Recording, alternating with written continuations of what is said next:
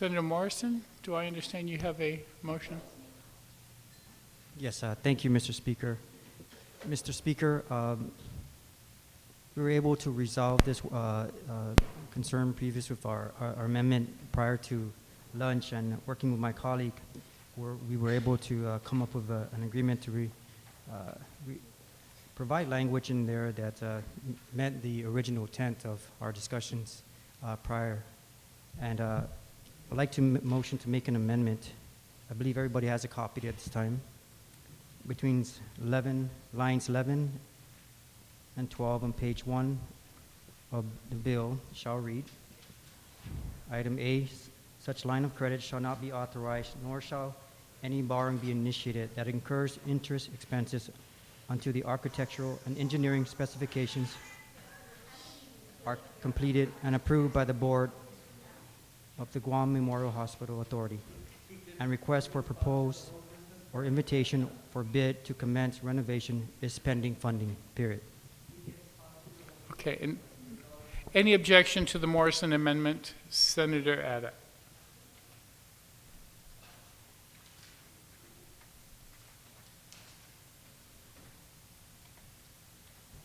But in the bill on page 1, line 2, we are authorizing them to be able to arrange for a line of credit, a revolving loan fund, or a direct loan. And all we're saying is you cannot go out and get a line of credit, which I was just talking with my colleague, and he said, in a case of a line of credit, the interest clock doesn't start until I actually draw down on that line of credit. Whereas if I get a loan, they give you the whole shooting match.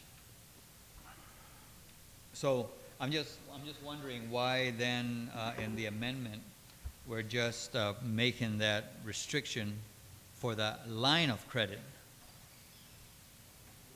or nor shall any borrowing. Okay, all right. I read the next line. Thanks. Thank you. Any objection to the Morrison amendment? Any objection to the Morrison amendment? There being none. On the main motion, are there any Senator Respicio? Thank you, Mr. Speaker. Mr. Speaker, I have an amendment that I've prepared in writing. I believe it already passed when Senator Rodriguez wanted to clarify that the Guam Memorial Hospital shall not be the obligor for this loan. And then there was some follow-up discussion by Senator Nicholas, and the motion that passed, I recall, was to give the legal counsel the authority to make the technical amendments. Well, in working with the legal counsel, I want to offer this as a floor amendment in the interest of transparency and clarity, so that our colleagues are aware with what the end result and the final result will be. So the first amendment, in the title, we're going to remove expanding the borrowing authority of the Guam Memorial Hospital and add in the words authorizing Imagalayan Guahan to enter into a line of credit, direct loan, or alternate financing. So I can move these things separately because there's more than one. Okay. On the amendment to the title, any objection?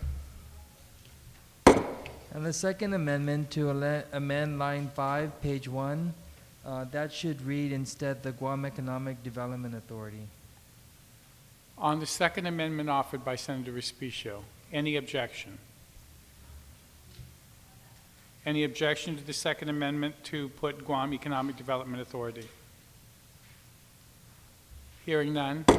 Thank you. On the third amendment, on lines 1 through 4 on page 2, to delete the words authority or designee as authorized by the Board of Trustees, and instead it'll read Board of Directors of Guam of GEDA. On this amendment, any objection?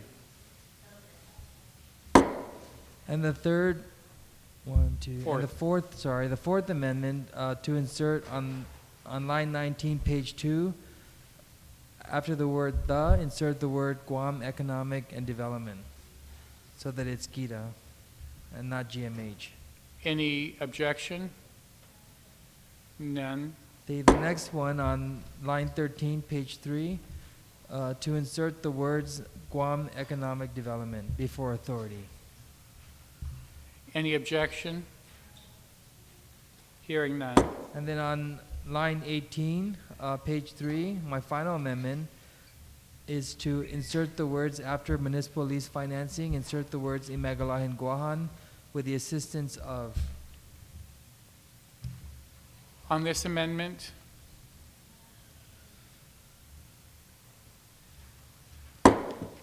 thank you very much, Senator Vespicio. Thank you. Any other senator wish to offer any amendments to the bill on the main motion? On the main motion, Senator Limtiaco.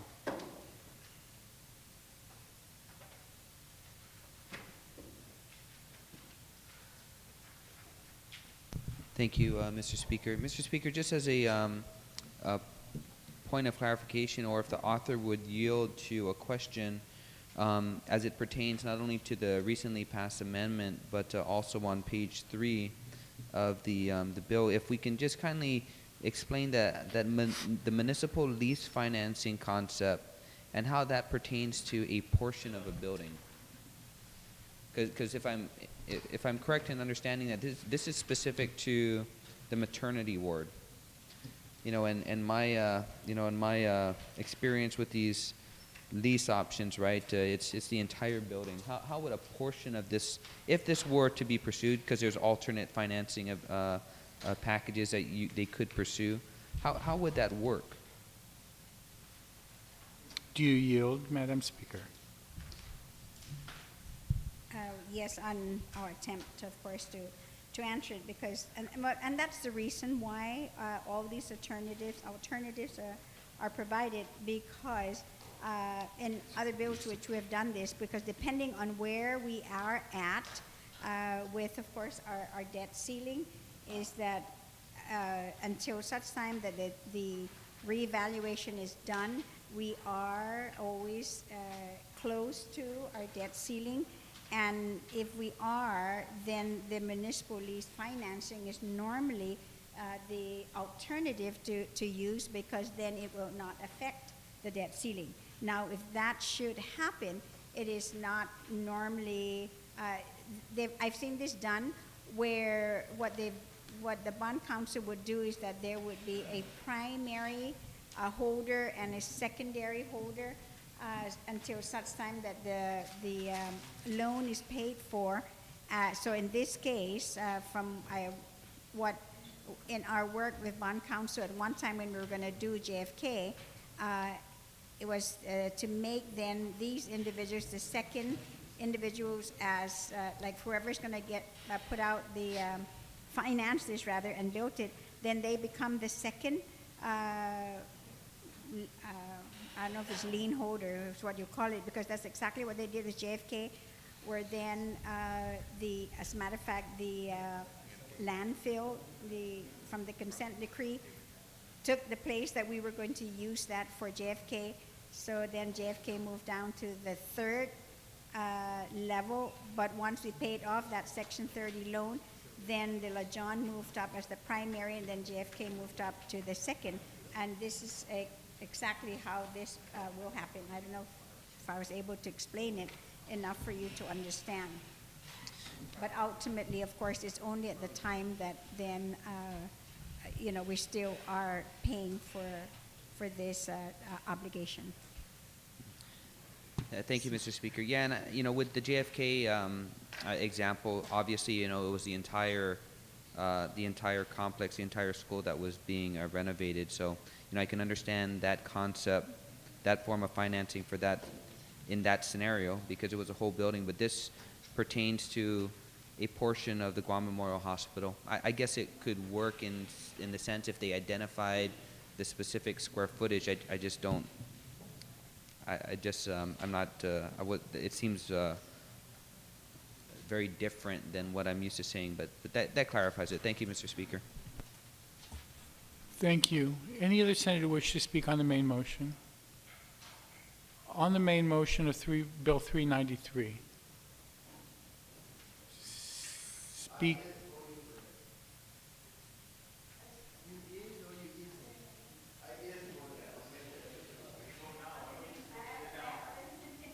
Go ahead. Madam Speaker. Thank you again, Mr. Speaker. I do have other amendments because I'm going down the line from where we left off with the 47 million. And on page 1, where we are now talking about the specific project, during lunchtime, I'd received an email from GMH, and they're saying that the name of the GMH renovation project is GMHA Maternal and Child Health Care Renovation Project. So that's the amendment that I want to put then on line 10 and 11, and then that clarifies exactly what the project is. And like you said earlier in the public hearing, they had changed the name to MCH, and that's what it is, the Maternal and Child Health Care. That's the correct one, rather than Maternal Care Health. So that's the first amendment is MCH. Yes, and the actual wording should be GMHA, Maternal and Child Health Care, which is MCH Renovation Project.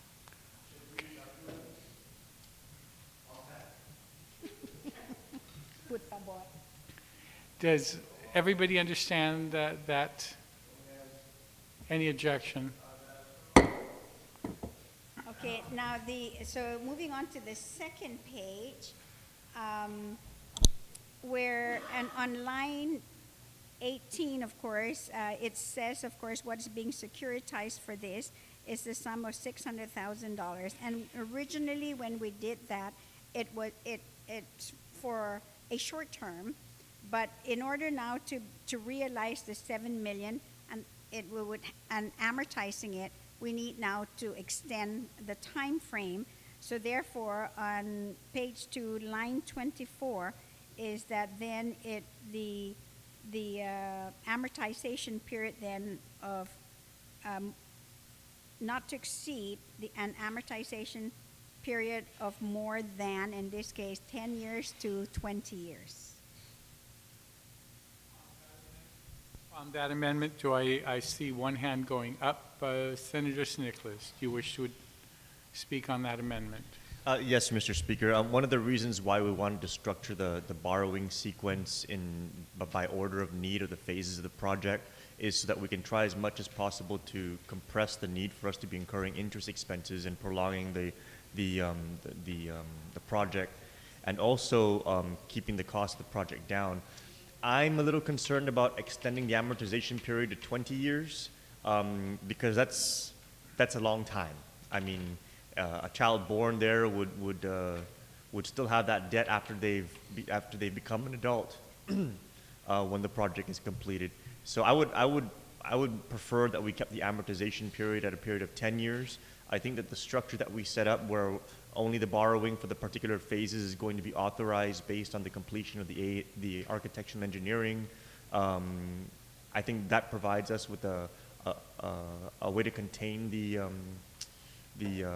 borrowing that's needed based on the timing that the projects are being completed at. So I would prefer a 10-year timeline. It would result in maybe higher upfront payments, but it does result in a shorter debt service duration. So I would prefer a 10-year timeline. So I would, on that basis, I would object to the amendment. Any other senator wish to speak on the amendment by Speaker Wonpat, changing the length of the loan from 10 to 20 years? Any senator wish to be heard? There has been an objection raised by Senator Nicholas. May I? Please. I understand, of course, where our colleague is coming from, and the only way to be able to realize then the $7 million is to actually, yes, amortize it to 20.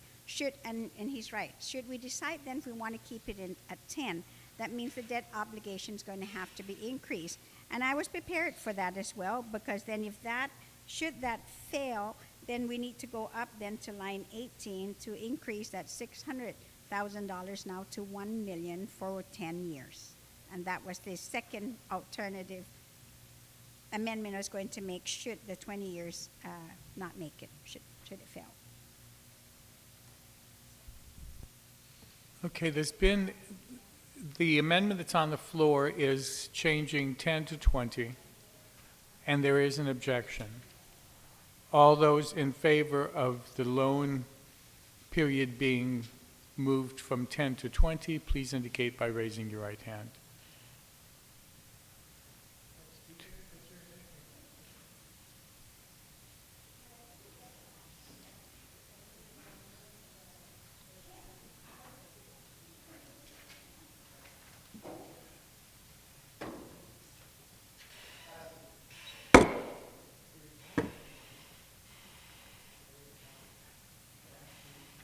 It passed. It got 8. 4 on this side, 4 on that. Okay. On your next amendment, Madam Speaker.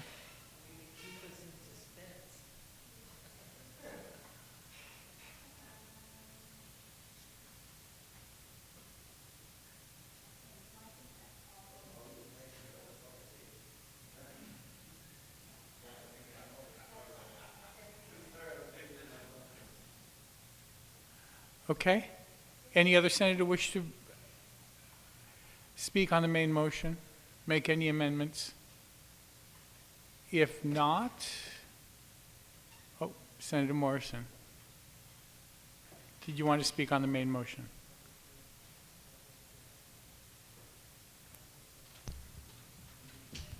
Mr. Speaker, I didn't get a chance to ever thank all those who actually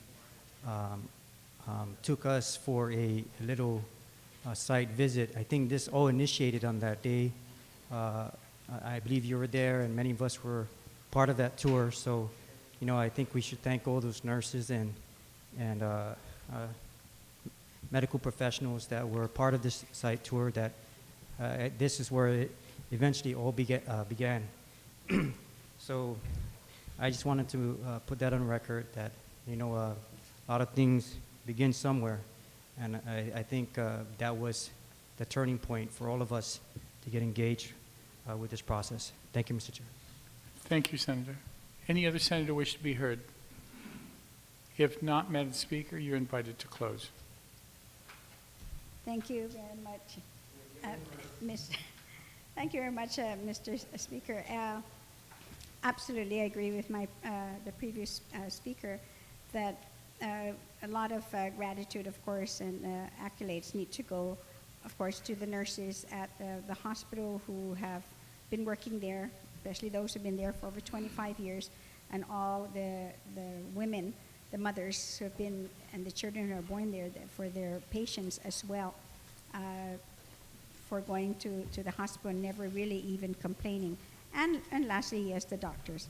But I'd just like to, as our colleagues have said, that this really started, yes, with a tour, and that is the reason why Senator Yamashita is also one of the primary sponsors as well, because with her invitation, we all came there. Senator Munya Barnes as well, who's always been there as well, so I decided to make it the 3 mothers. But we have very supportive fathers who've decided to join us, and even today, as we discuss this even further, and if I may, I'd just like to go ahead and add additional members who've been very supportive. Senator Tom Ada, of course, Senator San Nicolas, because I remember he said, what about the fathers? So definitely I'd like to add him as a father. Senator Chris Duenas, Senator Tony Ada, and Senator Morrison. Thank you very much as well for your support. Oh, I have another father over there, McCready. Okay. Okay, so. All right. Thank you. There being Thank no you so much. objection. On the motion to send the bill down, any objection? All right, we have 2 more bills on. We have, are you ready with yours? All right, we'll go back to Senator San Nicolas on 299. No. I'm sorry. 362.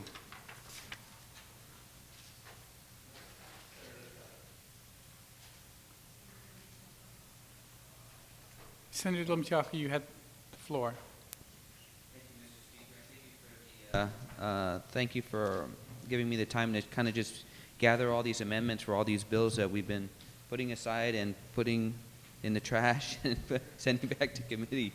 So I finally got it all together. When we last left off on discussing this bill, the author was kind enough to request for either the certification of waiver or the fiscal note, and fortunately we were able to get both of them.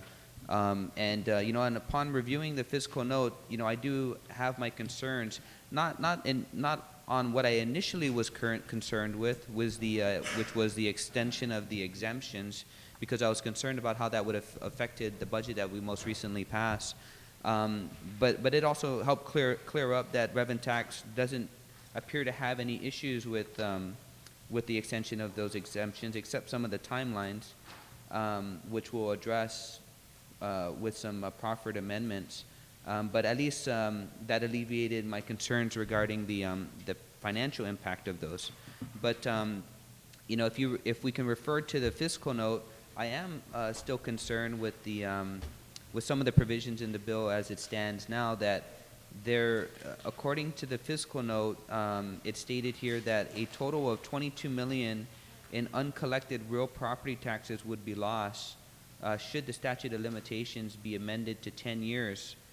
And I've attended the chairman's public hearings, as well as just following what he's doing in his committee, and it seems as though the emphasis is on tax collection, not basically removing those opportunities to collect those taxes in the first place. So I'm concerned that the bill, what the bill will ultimately end up doing is alleviating those that do owe these taxes, and as the author always alludes to, the people's money.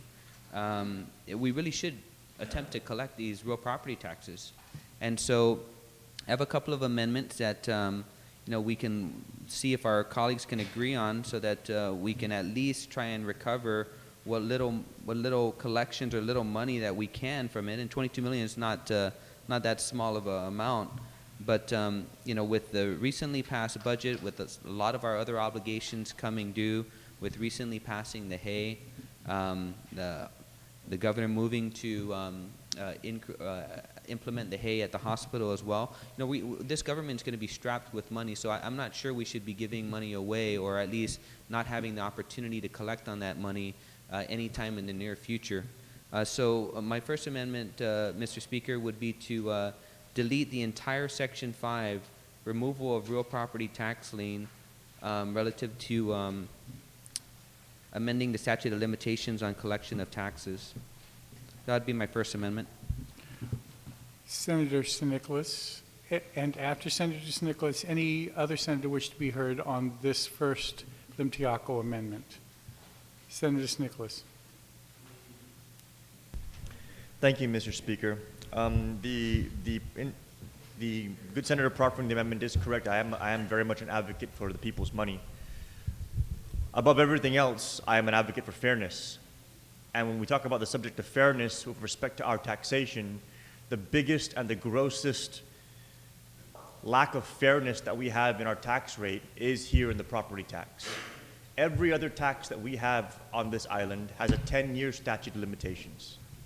Income tax, withholding tax, corporate income tax, gross receipts taxes. Gross receipts taxes actually had a statute of limitations of only 7 years.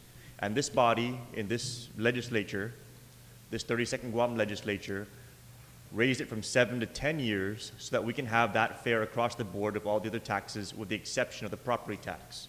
The property tax is the tax that's assessed on every single property owner here on the island. It's the tax on all of the people. And that tax is a 30-year statute of limitations, Mr. Speaker. Every other tax is only 10. So the proffer of the amendment says that we have this $22 million outstanding for all the uncollected property taxes that are 10 years and older, 10 years to 30 years. And while that $22 million is significant, the reality is if we extended the statute of limitations on every other tax category, income tax, withholding tax, corporate income tax, or gross receipts taxes, if we extended all of those statutes of limitations out 30 years, the balance outstanding to be collected would be exponentially higher than what the balance to be outstandingly collected on this property tax plus 10 years currently is. The reason why that 22 million glares at us is because it's still lingering out there. But the reality is that gross receipts taxes, I mean, if you take all the taxes less property taxes over the last 10 years that's still outstanding, it's about 100 million. If we extrapolate that out to 30, that means that's 300 million. So undoubtedly, if we have a long statute of limitations, we are going to have a lag of collections that's going to accumulate. The reason why we don't have that accumulation in any of our other tax categories is because they are all only 10 years in their statute of limitations. After 10 years, they're taken off the books. And this isn't a Guam creation, this is actually federal. The federal government does not pursue taxes owed beyond 10 years because it's deemed unreasonable to expect somebody to have to account for their taxes going back further than that. And the only exception is in cases of fraud. So what this particular section of the bill attempts to do is to provide fairness to our people and our property owners by making them have the same statute of limitations as everybody else. And while the consequence would be that this 22 million that's still lingering out there would be off the rolls, the reality is that if we were treating our people fairly from day one, the way we're treating income taxes and withholding taxes and corporate income taxes, if we were treating them fairly from day one, this wouldn't even be an issue. It's just an issue because we haven't addressed it. And it's time that we provided fairness throughout our entire tax structure and address this by removing this provision and instead allowing for a 10-year statute of limitations in property taxes. And here's why it's also significant, Mr. Speaker. Let's think about the person who could potentially get a 29-year-old property tax bill.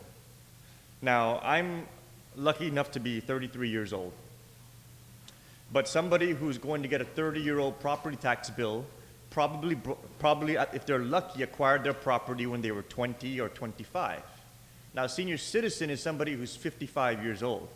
So if there's a 30-year-old tax bill lingering out there that's going to be assessed on somebody, chances are that somebody's a senior citizen.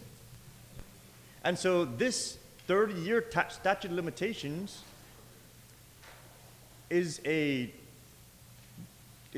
directly an inconvenience on our greatest generation and our oldest generation, our senior citizens and our manamko. Anybody over age 50, anybody maybe even over age 40. And I'm not saying that we shouldn't collect property taxes. What I'm saying is that there needs to be a reasonable limit for when we're going to be able to collect those taxes because we can't expect people to keep receipts for 30 years. That is just an outrageous expectation. To expect somebody to produce their receipt from, 2014, 2004, 1994, 1984? I certainly cannot produce a receipt from 1984. So, Mr. Speaker, the reason why this needs to be adjusted is because this is an outstanding, a long-standing unfairness to our people in the expectation of what they are to be providing in order to prove that they are meeting their obligations to this government. This government needs to do a better job of collecting what it's owed instead of saying, oh, we're going to have 30 years to do it and we'll get around to it eventually. And when they do finally get around to it, what if the government's records are wrong? Over the course of 30 years, you're going to go through maybe 1 or 2 employees in the agency. What if that employee who was keeping records one way was replaced by another employee who's keeping records an entirely different way, and all of a sudden the government's records are screwed up, but they're calling people saying, hey, you didn't pay back in 1984, come here and bring in your receipt. And that person's like, I did pay. And the government's saying, no, it doesn't show here. Now what's going to happen? That person's got to come in and make a payment on something that they probably already paid for. The propensity for error, Mr. Speaker, is great on the government side. The propensity for the burden of proof to be put on the individual citizen and them not being able to have that proof because it's onerous for us to expect them to retain that for 30 years, that's pretty obvious. So I would like to keep this portion in the bill, Mr. Speaker, in order for us to close the final loop on the question of the statutes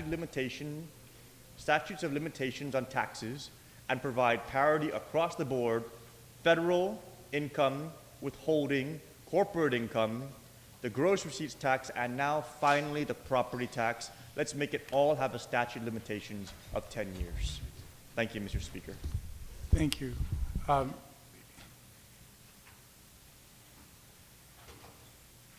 So I object to the amendment. Thank you. On the Limtiaco amendment, did I see your hand go up, Senator Tom?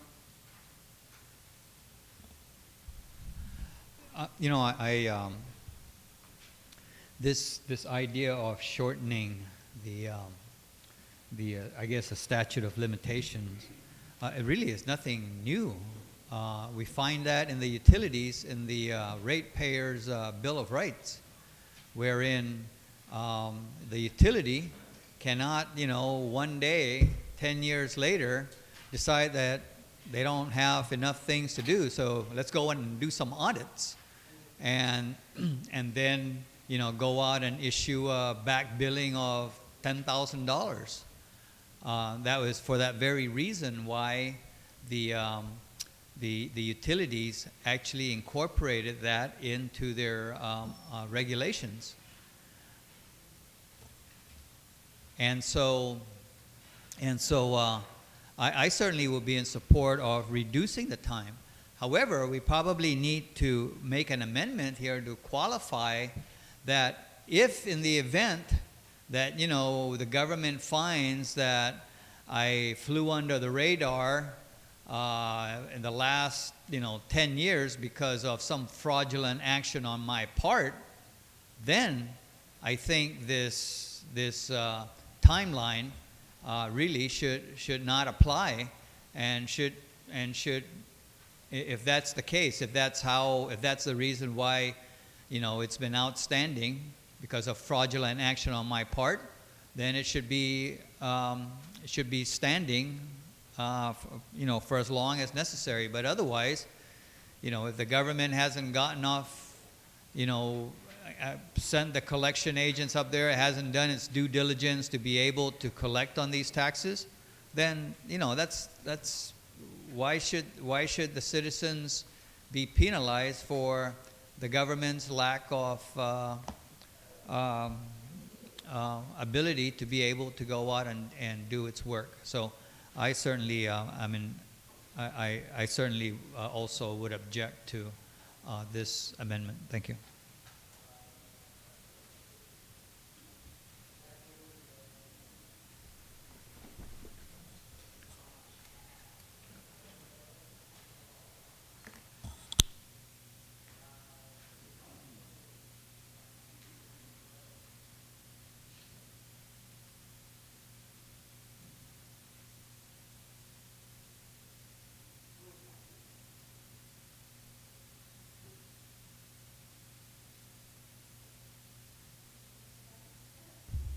Thank you Vice very much, Speaker, on Madam the Speaker.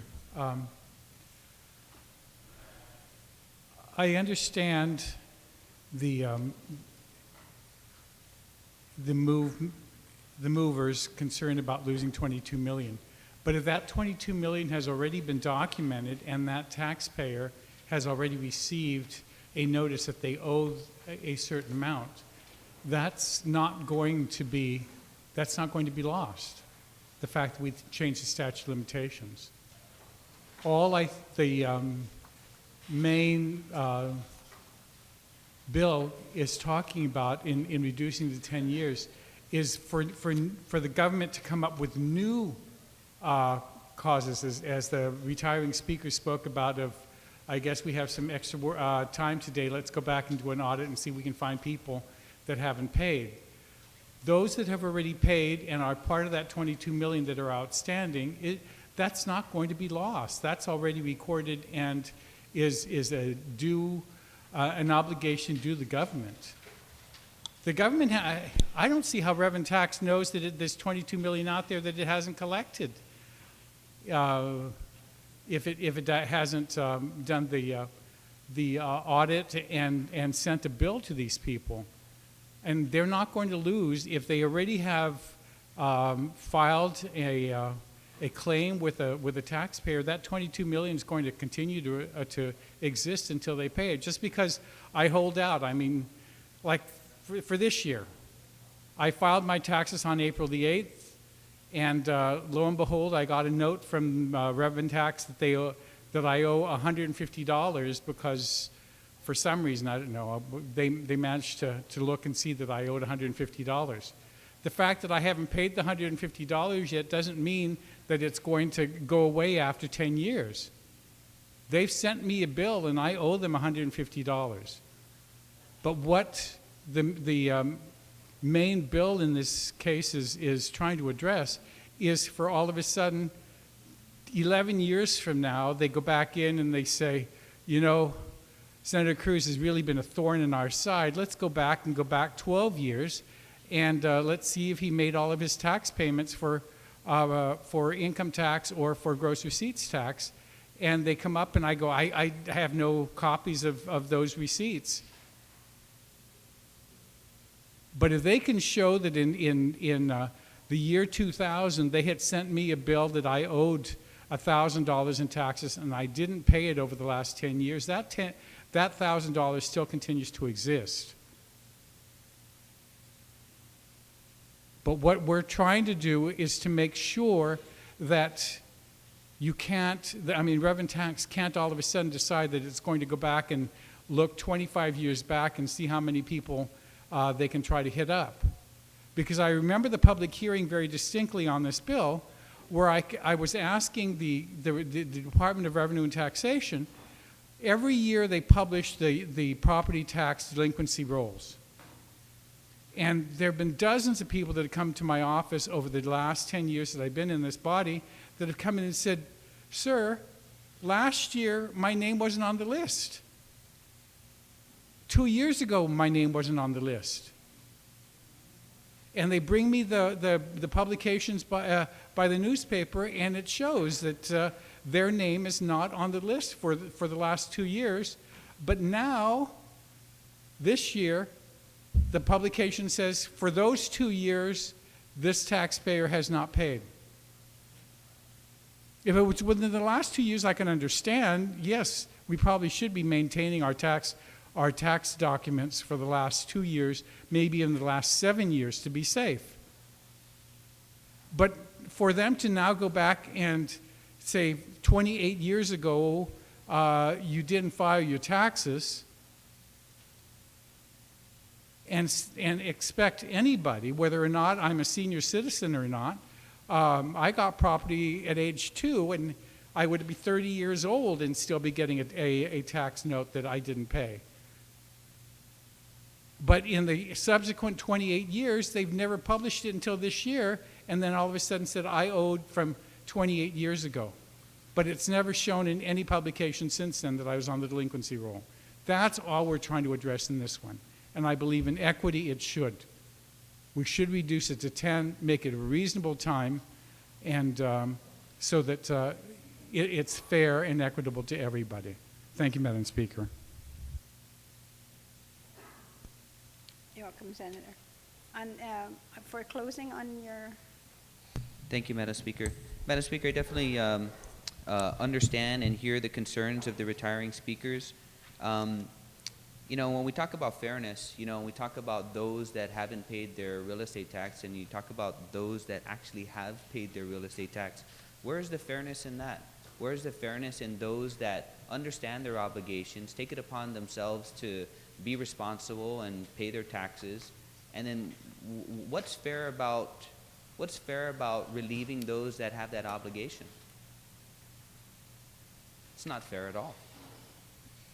You know, and rather than belabor the point and discuss a lot of the other items that were said in the retiring speakers, you know, the one thing about real property is that it's tangible.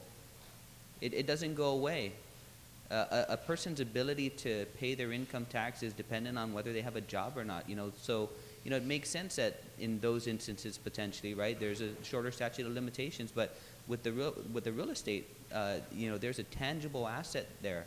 that not only can be sold and the proceeds given, the taxes paid and the proceeds given to the property owners to do as they please, because the government isn't interested in the property in of itself. They're just interested in the real estate taxes that are owed on it. So, you know, for those that would otherwise not be able to pay those real estate taxes, they could either sell their property and pay their taxes and keep the money, or if it had to come down to foreclosure, the government would do that. You know, and it's strange because it's almost like a flipping of the table here. You have a Republican that wants to keep those taxes owed, and Democrats don't want to let them have the taxes back. It's usually the other way around. But what I'm concerned with is what's in the best interest of our government, and what is in the best interest of the most recently passed budget that we have, and the future obligations of this government going forward. And can we reasonably expect to come into some windfall every time in order to sustain the expenses that this government's going to have in the future with a lot of the decisions that we've made in the last 2 years? And so those are my concerns. It's long-term wise, and whether or not this is the greatest decision at this point in time, considering yes, it's $22 million that potentially could be lost. Now, the retiring speaker said that those taxpayers may still be obligated to pay those taxes, and if that's the case, sure, it solves the problem. But I'll let the amendment go on it is, and we'll just take the vote. Thank you, Madam Speaker. There's, an objection to the amendment, so therefore I'm going to call for the vote. So, and that's the, did you write it down here? Roll call vote, Madam Speaker. I'd like to request a roll call vote. That takes three requests. 2, 3, how are we going to get Senator Yamashita here?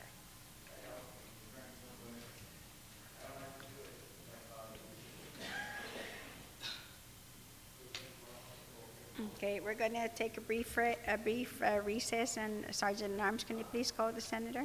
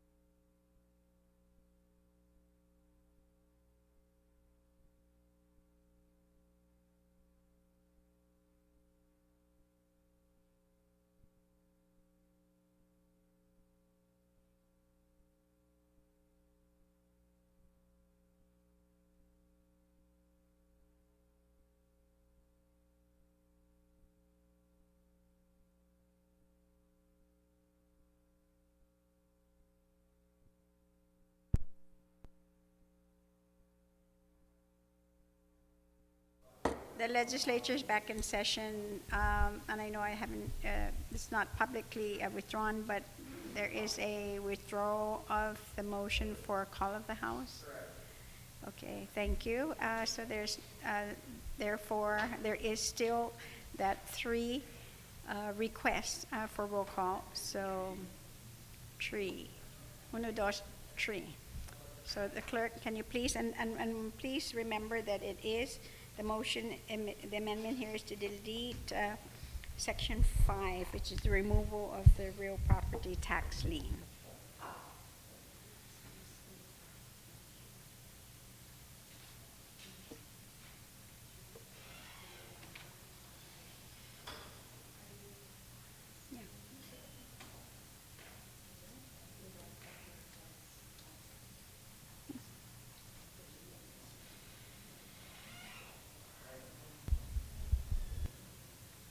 Senator? Madam Speaker, I move that we excuse our colleague that won't be available for this roll call vote. Thank you, thank you. Okay. Yes. And there's no objection from anybody, so, okay. Yes, please, roll call. Senator Tom Ada. To delete section 5. Senator Tom Ada, nay. Senator Tony Ada. Senator Tony Ada, aye. Senator Uggan. Senator Uggan, pass. Vice Speaker Cruz. Vice Speaker Cruz, nay. Senator Duenas. Senator Duenas, aye. Senator Limtiaco.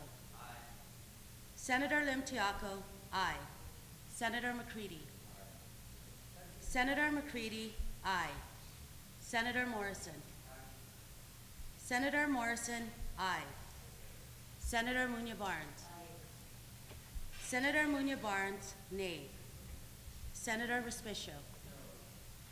Senator Respicio, nay. Senator Rodriguez. Senator Rodriguez, nay. Senator Snickles. No. Senator Snickles, nay. Speaker Wampat. I hate. Speaker Wampat, nay. Senator Yamashita. Senator Yamashita, excused. Senator Uggan.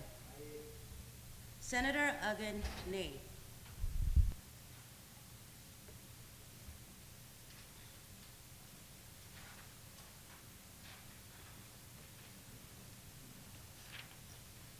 The roll call votes for the motion, which is to amend, which is to delete Section 5 of Bill 362, receive 5 yea votes, 8 nay votes, 1 excuse. The motion failed. Anybody else on the main motion? You have? Madam Senator- Speaker, just passing out one more amendment.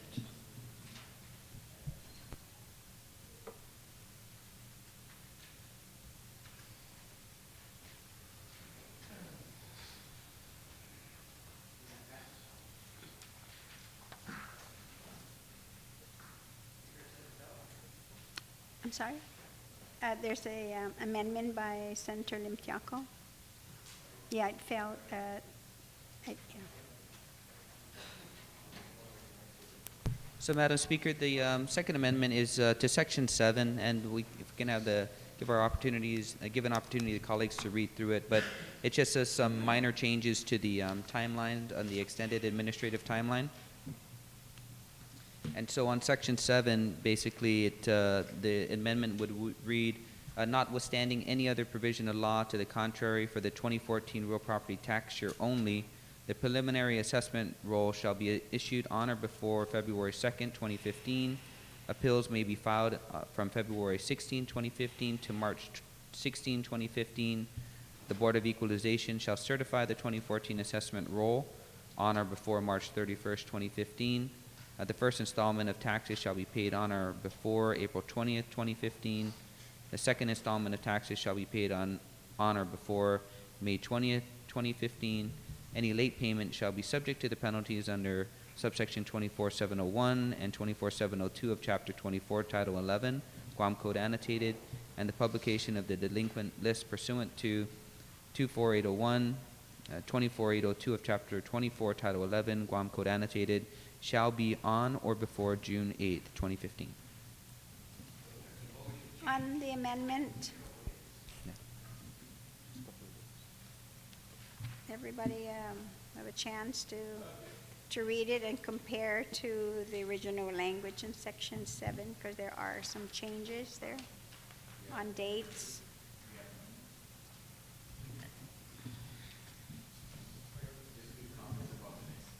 So it's really like to just... No objections? Yeah, those changes were just based on the testimony of Reverend Tax, and they're just minor date changes to them. Okay, so no objections. So ordered. Thank you, Madam Speaker. Is there, oh, okay, so, is there anyone who'd like to speak on the main motion? There being none, would you like to close? I would, Madam Speaker, and I would like to take the liberty of adding all of my colleagues, if they do not object, as co-sponsors of this bill, because it is very significant. And I thank everybody for their contribution and their attention, because it was pretty lengthy. But this is a very comprehensive reform that we're moving forward here with respect to the real property tax. And I just wanted to go over it one more time, just for the benefit of the body and the community. But before you do, we'll take care of that First Amendment then, when you said you want to add everyone. Please, Madam Speaker. And you want it in what order? Alphabetical order? In order of seniority, Madam Speaker. Oh, I don't think these guys know who's in seniority. Okay, they'll figure it out. So in order, or by order of seniority, no objections. After? In order of seniority. That means you'll be there right on the top, Senator Ada, in alphabetical order. So order. Thank you, Madam Speaker. I know, exactly. So this bill has accomplished multiple things, and I'm hoping that we can move this through and get this passed into public law. We are extending the deadline to file for your real property tax exemption. So everybody who did not file for their property tax exemption on the deadline of March of this year now will have until December 31st of this year. And this is very important for the public to be aware of, because since the revaluations are taking place right now, you need to file for this exemption now if you're going to prevent your property tax from being assessed at a higher rate when the valuations come in and the valuations come in higher. So it's very, very important that if you're a first time, if it's your primary residence, if you're a senior citizen, if you're an individual of disabilities, or if you have an individual of disabilities in your household, or if you're a farmer, you have exemptions that you can apply for, and you have up until December 31st of this year to do it. Senators, I'm hearing a lot of talking in the background. Can you please? And that will reduce or contain your property taxes to what it is that you're currently paying right now. We have added a section here that would tag the taxpayer identification number to the property owner, so that now, and if there's any kind of offsets that revenue tax can work out in-house with respect to tax refunds that are owed and property taxes that are still outstanding, now they'll be able to reconcile that so they can offset your refund of your property tax. So you won't get a property tax bill after you've already gotten your refund. You'll be able to have a net billing, so that you don't need to worry about what else is lingering out there. This will also reduce, Madam Speaker, the number of unpaid property tax issues that are currently out there and outstanding. We talked about a $22 million figure for those that are 10 years and older. That would have been significantly reduced if we just had this initially tagged to the taxpayer identification number. Now that we're going to do that, we're going to create a very good administrative tool for the Department of Revenue and Taxation to be able to do its job, and at the convenience of our people and our taxpayers. We are lowering the statute of limitations from 30 years down to 10 years. This is incredibly significant, because now our senior citizens, anybody who is worried about ever getting a bill that they know that they've paid but can't prove that they've paid, they will no longer have to worry about that if after 10 years they haven't already received a billing. So this is going to provide fairness across our entire tax spectrum. We've achieved that in the 32nd Guam Legislature, and we will achieve that with this enactment into public law. And lastly, we are going to ensure that that any rules and regulations that Revenue Tax adopts with respect to the seizure and the selling and the auctioning of property goes through the administrative adjudication law, which means the public will have to be notified. They'll have to have a public hearing. The people can come in and express what their feelings are on the matter, and then only then will it be able to be adopted. So we're really creating a very solid environment for our people to be able to have confidence that not only is our Department of Revenue and Taxation having the administrative tools that they need to effectively do their job, but we're also providing provisions in here that are going to ensure the taxpayer, the people, are treated fairly, and that they're given the same opportunities as every other taxpayer, and that their properties are going to be afforded the same due process that every other rule and regulation should be afforded. So I really thank the body for their contribution, and I'm very grateful for everybody's participation. Thank you, Madam Speaker. Welcome, Senators. On the motion then to send 362 to the third reading file, that's the correct number, right? 362 to the third reading file without any objections, so ordered. I now have Senator Brant McCready for Bill 388. Thank you, Madam Speaker. I think when we left off, you were asking for documents, and if it satisfied your request, I think we provided the documents. Where's the documents? Where'd you put it? And if my colleagues would like a copy, I'll have one printed for them. On your turn. Let me just take a look.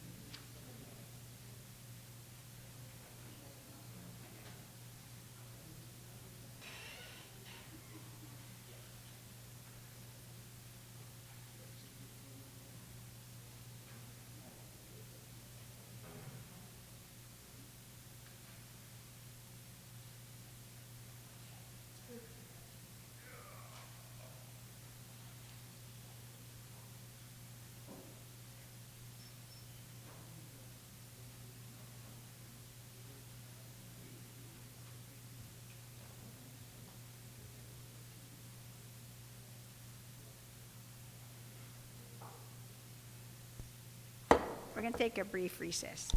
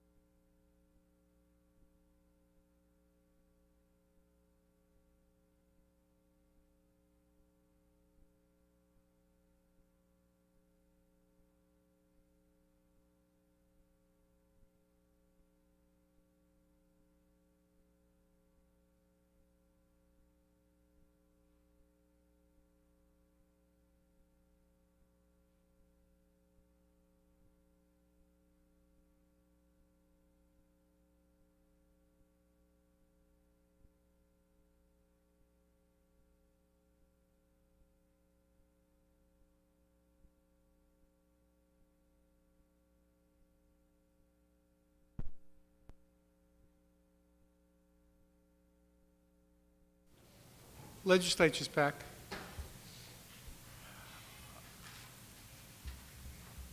We are on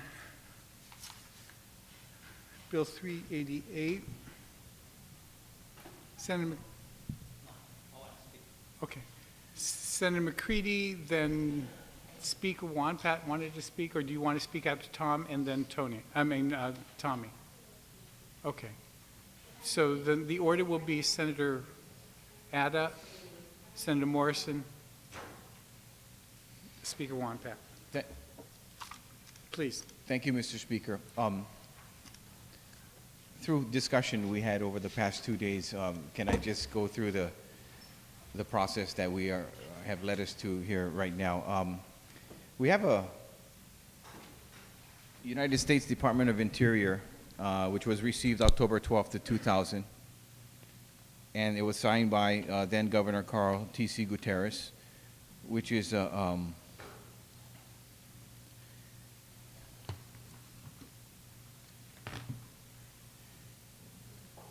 deed, a quick deed of property signed over to the government of Guam.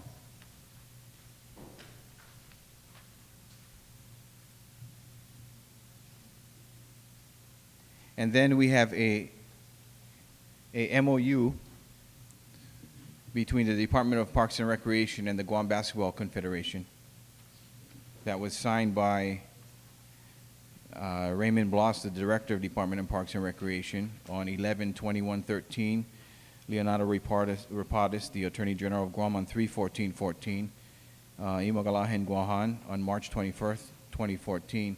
And Tony Thompson, the Consul General from Guam Basketball Confederation.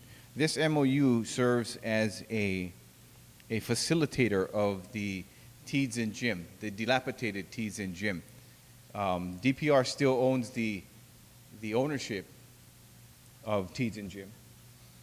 But they gave it to the Guam Basketball Confederation because the Guam Basketball Confederation has a plan to rebuild, renovate, and restore this piece of equipment, this facility that is now overgrown, used for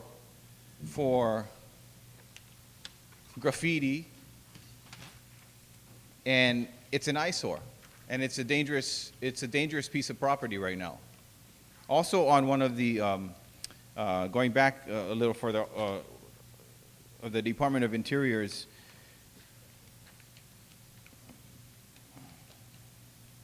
paperwork, the Tees and Recreation Center is inventoried ownership by the government of Guam for Parks Division maintenance shop, gymnasium, football field, 2 softball fields, 2 basketball courts, and 4 tennis courts. So we already use the Tees and facility, Mr. Speaker. We use it for carnivals in the Mayor's Council. We use it for thousands of young youth football players, and we also use it for softball. And obviously we use it for many other things. But when you talk about sports, and you talk about now we're going to use it for, or we would like to use it for basketball. We'd like to rebuild something, some type of infrastructure that hasn't been around for the last 10 to 15 years. I think it's something that we have to consider. You know, we talked yesterday about the adverse effects of smoking cigarettes and tobacco. And everyone's on the same ideology when it comes to that. This is the exact opposite of how to live a life, health, and wellness. And when you talk about education, a healthy body is a healthy mind. This is early childhood, not just education, but this is early childhood development. When you talk about public safety, this is sports, Mr. Speaker, and athletics and facilities and infrastructure. This is a time-tested success. Nobody's going to argue with that, how sports keep kids off the street. Let's go play basketball rather than graffiti or rob a house. Let's go play basketball, let's go play football, let's go play baseball or softball or soccer rather than buy drugs, sell drugs, consume drugs. You know, there's a word, and I know you know this word, Mr. Speaker, incapacitate. Let's incapacitate our youth through sports as children, as kids, as young adults. Let's not incapacitate our adults as prisoners, as offenders. This is all public safety, health, and education. This is what we're talking about. And it's this legislature that's responsible for all of this. We have the ability to make things happen. We have the ability to find those gaps and close those gaps in crime. This is not reactive, this is proactive. This is what we run elections on: public safety, health care, and education. Sports facilities are classrooms. And deterrence. You talk about crime deterrent, we talk about it all the time. Sports facilities are crime deterrents. You can't commit a crime when you're playing basketball. I'd rather have them have 5 fouls than 5 felonies. And so when we talk about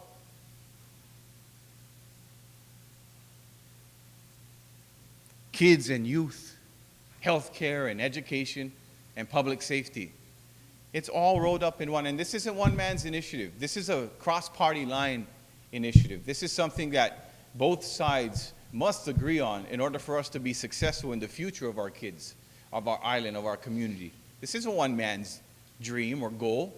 This isn't my goal or dream. It has to be shared amongst this entire body.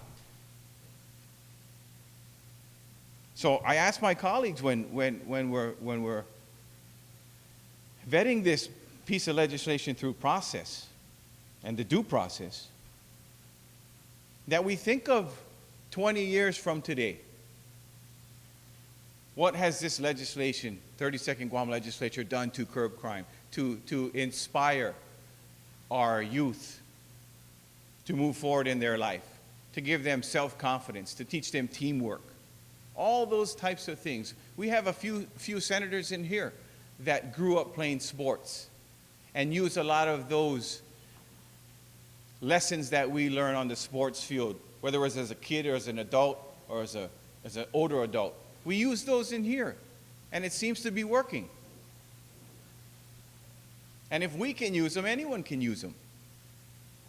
But it's inspiration, aspiration, and it's a dedication from us first on the front lines of this type of education through sports and activities and infrastructure, that we can help our island become more sustainable, preserve our traditions, and make sure that our families are safe at night through sports. So I thank you very much, Mr. Speaker, and I know this is going to get a lot of discussion on the floor, and I look forward to discussing this piece of legislation, and I hope my colleagues can support it. Thank you very much.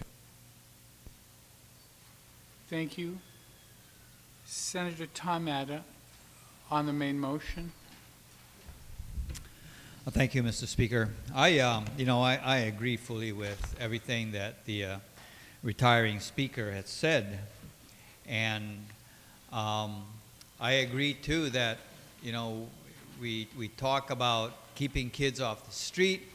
We talk about the health problems that we have, and I think that something like the gym and sports facilities certainly goes a long ways towards preventing a lot of the problems the very problems that we're trying to address. So I agree with the speaker. I certainly agree, and I can support. I will support this bill based on my understanding right now as it is. Of course, if somebody else brings up other issues, then I'll take those consideration also. But I do have a couple of questions, and if the author would yield to help me understand better, then maybe if he would yield. On page 3, section 77-601, it talks about credit against eligible taxes. And the way I read that basically is that I come in there and I'll say, okay, I'm a refrigeration, I'm an HVAC specialist, and I'll come in there and I'll provide my services to do whatever is necessary to get that air conditioning system running, and maybe even install the necessary equipment and whatnot. And here's my billing. So my question then is, how are these services basically going to be procured? Is it going to be, is a confederation going to just say, you're a nice guy, here, you can take this job, you're a nice guy, you can take that job, or is it going to be procured on a competitive basis? At the very least, that they will, obtain 3 quotations so that, let's face it, at the end of the day, it's going to be government funds that's going to be used to do the renovations. And so I think that one way to make sure that these government funds are being used wisely is to get some kind of competitive procurement process in place. I know that the procurement, rules, procurement law basically says anything over $15,000. I think you have to put it out on bid.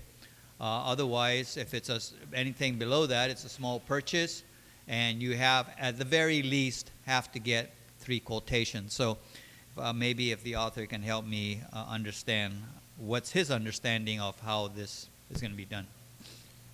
Thank you, and I do yield. I agree with the concern, and I think that if we can proffer an amendment to go through that process with 3 quotations, and we take the, however, I guess however the bid process is with the lowest price quotation or an RFP or a IFB, I have no problems with that. So sure, I would support an amendment that took care of that problem. And I think that I think that then maybe we don't have to reinvent the wheel. I mean, the rules of engagement is clearly spelled out in Guam's procurement law, and I mean, short of having to go through GSA, I would think that somebody, whether it be the Confederation or the Department of Parks and Recs, would have to at least put out a bid or get at least 3 quotations for services that are below $15,000. Do I have an amendment?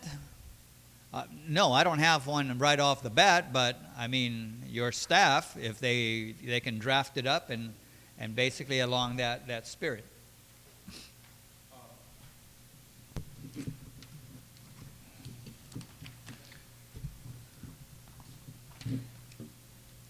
I could proffer an amendment that would have Okay. the language that would suffice. So there's a request for an amendment to comply with the procurement laws. Correct. And I'll I have proffer it. about 6 speakers, so there'll be time. I'll come back to you I'll or have one it of you ready. to I'll make have the it ready by amendment. the end of the. But I still would like to speak on the bill. Okay, go ahead. So I was just Continue. pointing out some areas that really need to be looked at closer.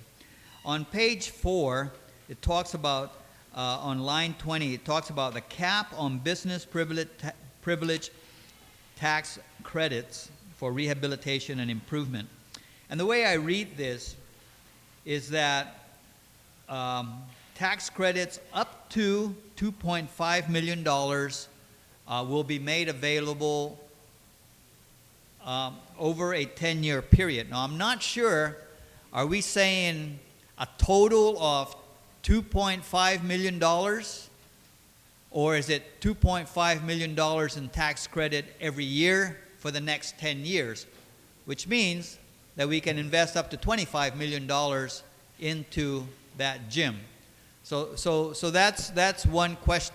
That's one question that needs to be clarified. The second way that one could interpret Section 77-604 is that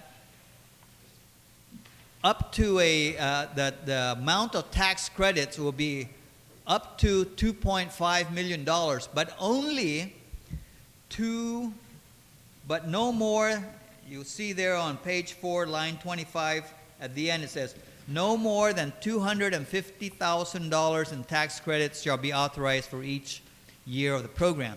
So does that mean that we can only do $250,000 worth of tax credit renovations a year?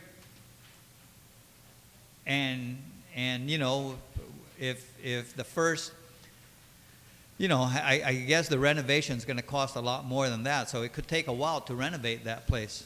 So, you know, if the author would yield and help me understand just how this thing is going to work. Senator Sure, McCready. sure. Thank you, Mr. Speaker, and thank you for the question from the retiring speaker. Yes, this is not a $2.5 million tax credit per year. It's an up to $200 million. It's a $2.5 million tax credit cap after 10 years. It's a $250,000 up to $250,000 tax credit per year per company. So, you know, when the Guam Basketball Confederation started to do some of their quotations for floors and paint and lighting, they thought that this number would be adequate for them. And when we spoke to Gita about it, they thought that this wouldn't have any problems with having a tax credit that's capped at $250,000 a year with a sunset at 10 years and $2.5 million. So yes, we did our research and we asked these people what they thought would be sufficed to renovate. You know, obviously, if it's one company renovating, it may take, and they offer $10,000 per year per tax credit, then obviously it's going to take a while. But that's not what the Guam Basketball Confederation is envisioning for this project. According to the Guam Basketball Confederation, they do have some companies ready to build. I mean, that's why they want this tax credit, because they're ready to go. And yeah, so it is a $250,000 a year, and it is 10 years at $2.5 million. So my understanding from that explanation then is, conceivably, the Confederation could bid out the renovation of the Tijan Gymnasium, and the lowest bidder will get that job. And hopefully the bids come in at less than $2.5 million for that one company. But that company can only collect, in terms of tax credits, at a rate of $250,000 per year, right? So if that's the understanding, then it's very important then that provision, that section 76601, credit against eligible taxes, that there's be provision in there that says that the services will be competitively procured. And that's the only way that the government is actually, you know, going to be able to get the lowest competitive price available. So I point those out. I look forward to the author taking the time this evening to come up with some amendments that will address these concerns, and hopefully we can get that done so that I can vote yes on the bill, provided those concerns are addressed. Thank you. Thank you very much, Senator. Senator Tommy Morrison. Thank you, Mr. Speaker. I rise in support of Bill 388. And Mr. Speaker, I point back way to a time when DPR was working to establish a similar model. And the reason why you see the baseball stadium here at Paseo lit up at night, and you know, a lot of those facilities restored there, is because of a similar model. I also want to thank Senator Munya Barnes. She was actually the lead on that model, and this was to a similar tax credit program that was capped about 1.2 million. But you know, it goes back to how the government was trying to partner with these organizations that not only understand the game, not only have done it for many years, but also understand facilities management and also doing that for many years. And we look at the makeup of this confederation. These folks have been involved with this sport for decades and providing opportunities for our youth and adults, and also providing opportunities to play at international events, national events. This model, Mr. Chairman or Mr. Speaker, it works. And I know we always take especially you, Mr. Speaker, take an eye on any type of tax credits that go out there, but these are types of tax credit programs that we should all support and see that we know firsthand what type of facility it's going through. We see it right before us. We see it work actually been in Harmon to help develop Harmon to where it is today. And now we're working to use the same similar model for Teton. The guys that are behind this, as we saw at the public hearing, I'm sure they're not going to want to see this fail. I'm sure we don't want to see it fail. We want to revive this model and take this model to similar organizations like Guam Swimming Club or organization, the Softball Federation, the tennis federations. This is the model that DPR at one time and its commission had a vision, a plan to go out using a tax credit program that would be able to work in partnership with such organizations that understand the sport, have developed the sport, and have the abilities to manage facilities as well. I thank the author for providing us the information that this body needs. And again, you know, we look at TEEDS and majority of those facilities are being currently used. The only thing up there that has not been used for more than a decade or maybe 2 decades is that gymnasium. And I think it's time that we use this model to revive that facility and give a home for many of our children today, our youth today that love basketball.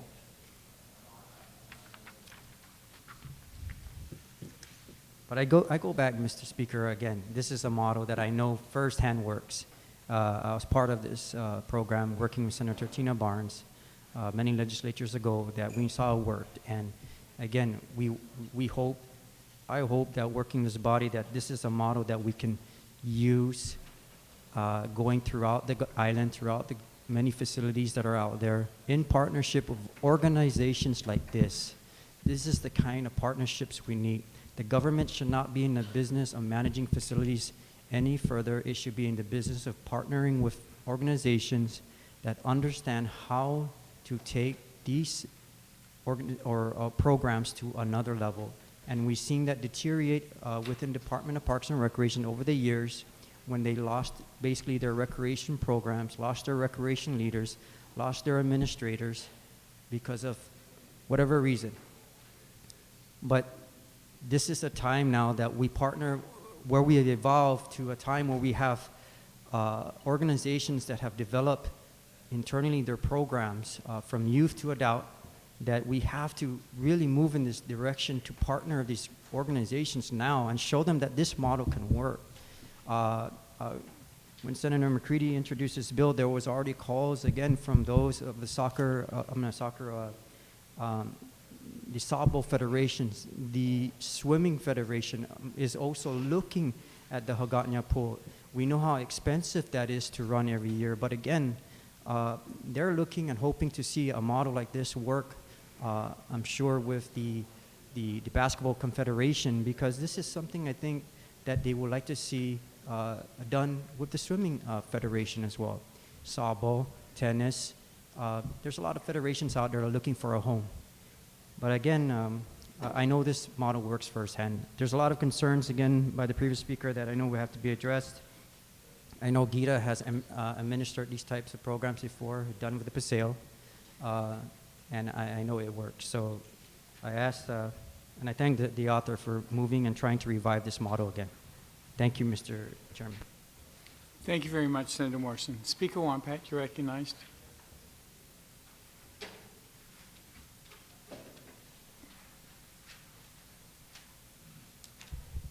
Thank you very much, Mr. Speaker. I'm sorry, I'm trying to get out my notes here. I think, you know, it'd be fair, of course, to open up, you know, to say that, you know, I don't think there's anyone here is going to argue the fact that sports is important. I just did an address the other day that based on Guam and the other islands in the Pacific actually being listed as having under WHO and PIHOA, that Guam and the other Pacific islands actually ranked on the top 5 as in the world as having the biggest, of course, you know, obese people in the world. And a lot of efforts, you know, are being taken, yes, to make sure that we not just only address some of our lifestyles, and one, of course, with that is activities, physical activities, and sports definitely plays a very important role in that. So I don't think anyone, and it'd be unfair if anyone is going to say that any one of us do not support that, because that is definitely far from the truth. What I want to share, and others may not agree, and that's fine. But I think it's important that when we address this bill, we're addressing the bill itself, not so much the sports. Now, there was claim, of course, earlier given that there is this, I don't have the copy of that, but there was a signed MOU, yes, with the Department of Parks and Recreation, with the Guam Basketball Federation. And this, of course, was signed 11/21/13, and the last one was March 21 by Governor Calvo. Basically, I wasn't even able to read everything, but my understanding is the MOU here is actually then to address using, you know, this facility. This is the old facility in Tijan that was returned. But I have to go backwards, because there is also at the time when BRAC was taking place here, where they were going to close, the federal government Department of Defense made a decision to close down the Naval Air Station. Then it meant, of course, that the lands that are in Naval Air Station, NAS, was going to be returned to the government. And normally the procedure would be is that federal government excess lands will be returned, that's to be returned to a government, is that they give first priority to any U.S. Departments or agencies before it goes to the government of Guam. So in this case, yes, we've gotten, of course, majority of the property back, but then others were, yes, decided to be given to other departments and agencies for public use or community use, and the airport was one of them that did not go back to the original landowners or the ancestral, you know, owners of those properties. So when that was done, there was legislation that was introduced in the legislature. I think it was the 26th or 27th Guam legislature, which actually then created the Guam Ancestral Lands Commission. And one of the things that this law, and it's in 21 GCA on real property, Chapter 80, Guam Ancestral Lands Commission.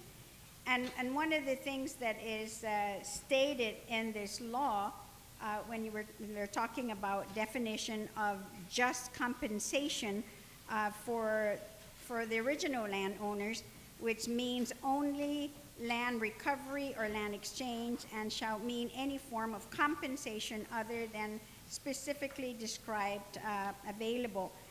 Now, we have to all remember that the lands that were taken after the war, many of our people have claimed that they have not been compensated, justly compensated for their lands. And many of those are lands, of course, taken by the federal government.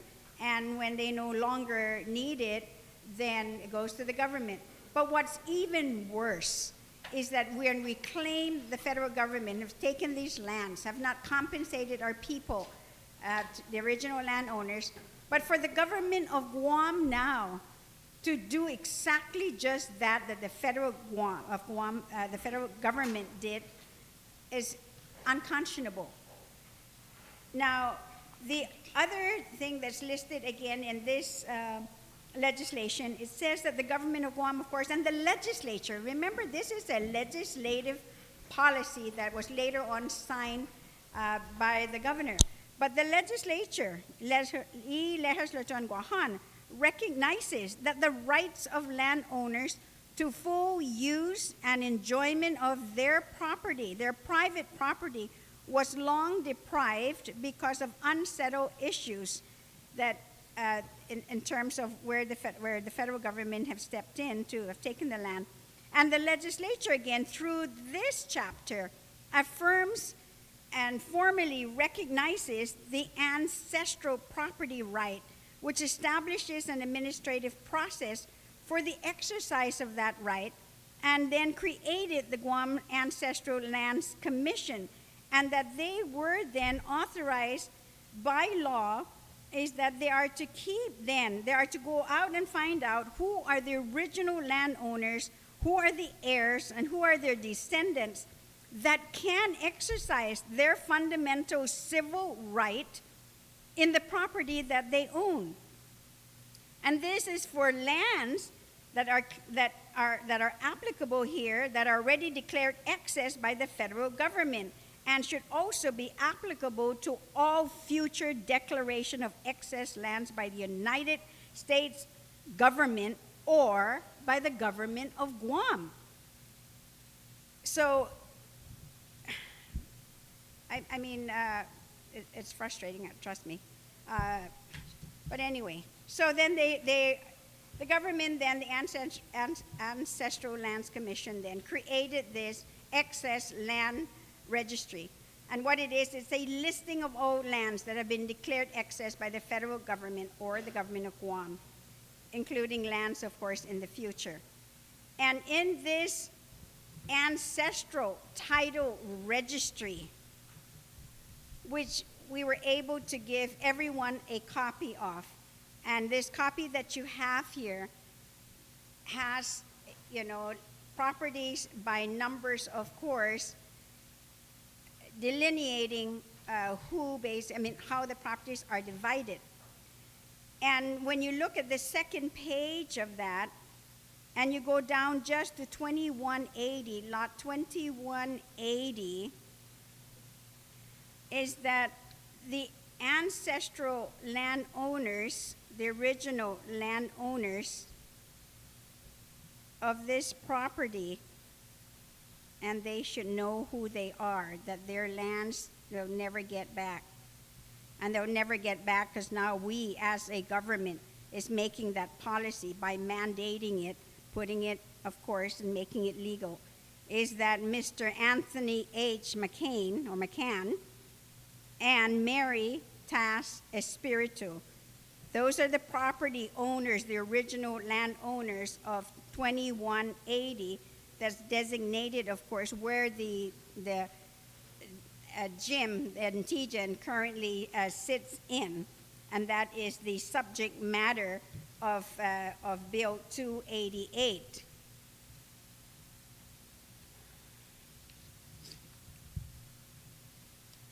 The other is, again, in bylaw, Chapter 80, again, of Guam Ancestral Lands Commission, on 21 GCA on real property. I'm not making any of these things up.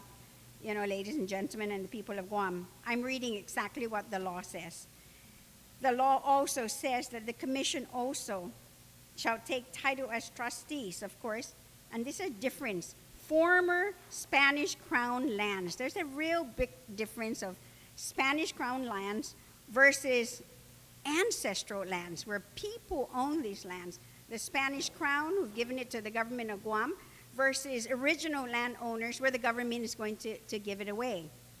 So that is here, and it says, and it has instructed these people that those who cannot regain possession or title to the ancestral lands, that we must create a land bank, so that monies then that we're able to generate from these lands should be able to go into that land bank account. So, because these are individuals who never see the land, never see their land. Every time we pass legislation giving that land away or signing an MOU with somebody else, we'll never be able to get it back. Now, if we were signing an MOU to lease these lands, then those monies, yes, will be able to go into that land bank account to now compensate these individuals, these two families that I've just mentioned, that's in the ancestral registry land title, the registry land title, is Mr. Anthony McCann and Mary Espiritu. But that's not what we're doing here. So we're going to further exacerbate the situation, and it's like, I guess, I hope I can get this right, it's like putting salt to the wound, and the wounded people here are our people. So I ask every one of you, and I'm sure you're going to be the first ones to stand up and say, no, you can't do this. My family owns that land. But the sad part of it is even worse, is that the original landowners, many of them have passed already.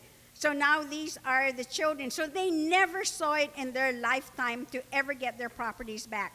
And now here we are, the heirs of this land, or these individuals, the heirs of this land. I'm not sure whether they'll ever see it in their lifetime, and I'm not sure whether their children in their lifetime also, the descendants of these families, will ever get their lands back. So I ask all of you, would you be willing to step up to the plate now and sign an MOU giving your property that was taken by the federal government, that they belong to your parents, they belong to your ancestors, or even, no, not us, because we're much younger than them? I don't think we would. I really don't think we would.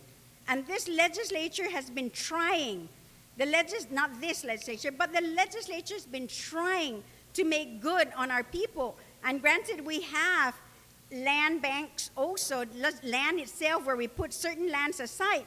So those families who've been their lands were unjustly taken for public use, we still have not compensated those individuals as well either. So the government is really bad when it comes to taking care of its people, taking land and not compensating. So we're no better than the federal government when we do this. And then when you read now further on into the bill, of course, then now we're going to make another insult, I guess, too, now this time to ourselves. We're not going to do this to the people now. Let's do it to ourselves. So then we complain. We say, how come we're not giving enough money to these departments and agencies? Well, I'll tell you why we're not. Because we don't have enough money coming into the government to be able to do that. Because, yes, we discovered a new creative way now to be able to do all these projects without appropriating monies. So the creative way is, let's give up now tax credits. And you know what tax credits mean? Is that if somebody owes $250,000 to the government of Guam as taxes, the government won't see that $250,000, that this legislature won't see that $250,000 to appropriate to the hospital, to the Department of Education, to public safety. So they can kiss off goodbye $250,000 every year less coming into the government. But again, to make matters worse, how about this is going to open the door, so therefore, all right, then can we blame anybody else now throughout the islands because we promised to build a gym in every island now that we're going to now have $250,000 less, but actually it's going to be more because now it'll be a new facility, so it might cost instead in the millions. And I worry now for the future of this government in terms of having monies available to it to be able to take care of critical services in our government.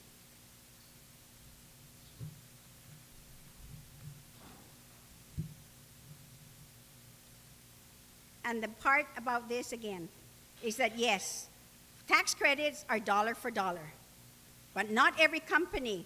Because if they have a company, they have other businesses and they're paying their taxes. So they're not going to need all that tax credit. So they're going to turn around and sell it. And they'll sell it for 80 cents to the dollar. So what's the government getting back again? The government again, I don't want to say that word, but the government again is on the short end of the stick.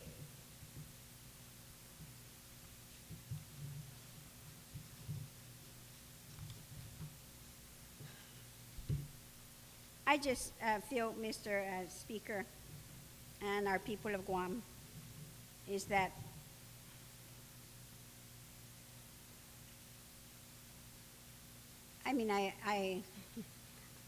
of course, I love what we do here in the legislature. I love that we want to take care of our people. But the worst part of it all is when we're going to turn around and shortchange our own people. And, because, yes, for other honorable things, and no one's going to, fault at all, the use of why we want to be able to do this. But I think we owe not just, apology to these families, but they need to be compensated. Those original owners are not here, but their descendants and their heirs are here. And will they ever be able to see it in this lifetime? Our lands, we don't have limitless lands. We're only 30 miles long, and it's so finite. And if there's anything that our people, that we can consider our legacy to our children and to the future, is our lands that we can give them, that they can use to sustain themselves in their own lands, and they would not be part of that row of homeless people that we have out there, because so long as they have their lands, they can toil their lands and support themselves and survive in their lifetime. So I oppose this bill for reasons that I've stated. Thank you very much, Senator. Madam Speaker. Senator Yamashita, followed by Senator Duenas.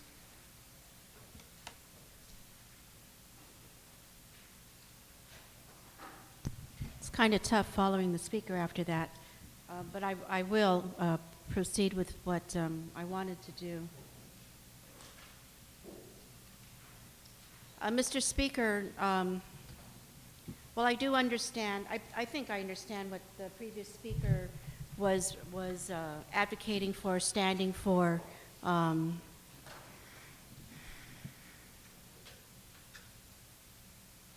Insisting upon. I do know when I was looking at this list, I do know that some of these, and I don't know enough about the legalities of it all, but I do know that some of these folks did get compensated for the lands. So I don't know enough about why some did and some didn't. But the bill that is in front of us, Mr. Speaker, for me, the notion of the returned lands, which is to be used for recreational purposes, which was signed off by our head at the time, our Governor Gutierrez at the time, 14 years ago, is now in front of us. And a member of this body has proffered a measure to make use of this land in a way that would benefit the people of our island, all of the people. And when I was at the public hearing and I listened to the leaders who've come together to partner and how they talked about how they have no home. And these are the organizations that work to find a place where they can practice and pull the teams of all of these groups of youth who then go off and win the gold or win the first place. And then they come back and they continue to look for a place. When this came in front of Senator McCready, he studied it and he proffered this. For me, I was the student whom, during physical education, was always the last one where the teams would say, do we really have to take her? I am the one person probably in this hall that is not athletically inclined, but I wish that I was. I know what that feels like. Who's left? Yamashita, do we really have to? And the teachers always said, yeah, you do. And for me, when I watch, or when I listen to Senator Tina talk all the time about our basketball. When I listen or I watch, the people are so proud of soccer. I mean, I went to the soccer stuff that just happened a few months ago and was in awe of all that was going on with our teams in competition of this region and how they stood tall. When I read about the swimming, the martial arts, and all of that and how it comes from us, for me, I'm proud. And I envy the idea that that was never a part of my life. But I've always thought that it really should be a part of everyone's life. And I've said this before, since last term and again this term, that this whole island should become the field of wellness. That every single kindergarten kid should learn how to swim, and every first grader kid should learn how to snorkel. And it should proceed until everybody uses our island as a field and becomes healthy and well. And because of that health and that wellness, they'll make even healthier choices. It's just a natural progression of what happens when someone is healthy. Feels good, feels included, feels respected, feels a part. And for me, that's what the sports does. When I saw Madam Speaker's address about how she disagreed with the Far East, saying that Guam will no longer be a part of those games, I nodded and I said, that's right, we should be. Anything that gives our Guam teams an opportunity to be included, to win, or when we fall to get back up, that's what we should be fostering.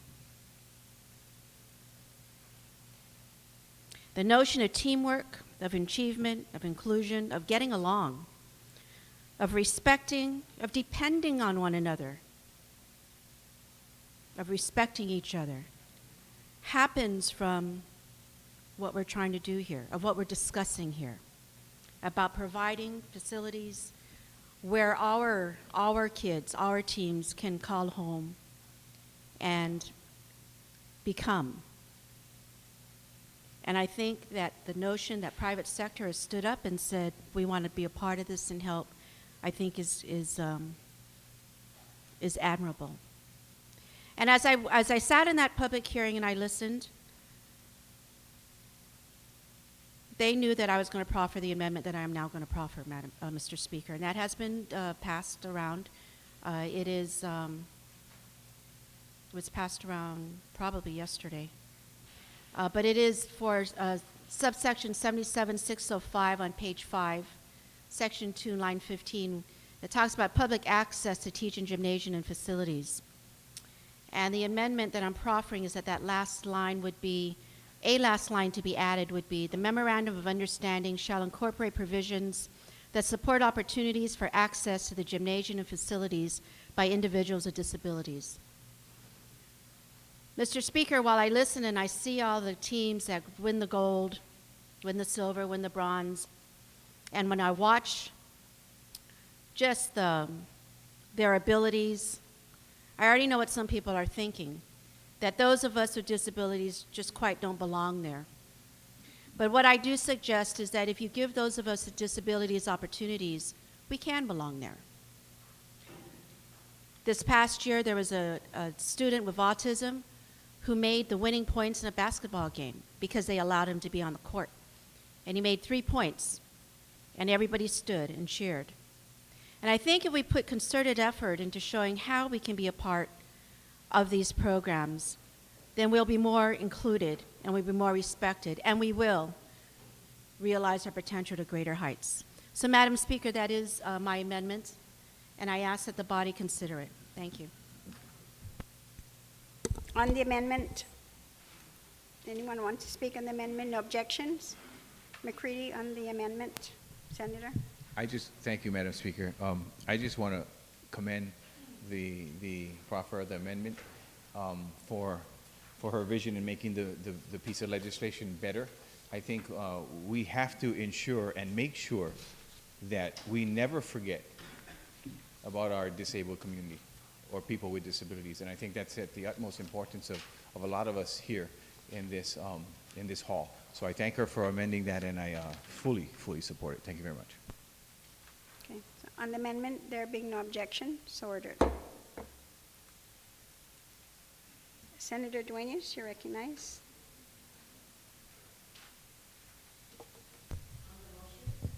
Yes, on the main motion. Sidus Masi, Madam Speaker, for the opportunity to rise in support of Bill 388. I certainly understand, Madam Speaker, the concerns that you had proffered on the floor. As a matter of fact, sometimes when I look at Tizan and I look at all the different iterations of what has come about with the property, you know, there's some bright and shining stars. There's some that will be a bright and shining star to provide for access to our commuters very soon. Some airport projects. It's kind of a mixed bag. It's kind of a mixed bag sometimes when it comes to private landowners. I'm an heir of that mixed bag,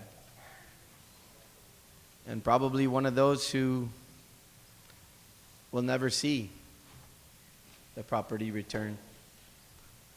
That property is very sacred to my family. That's where my grandfather, Don Pepe Castro Duenas, took care of his children, fed them, housed them on the farm during the war when everybody had left Aganya. So I share a very deep understanding of your impassioned speech.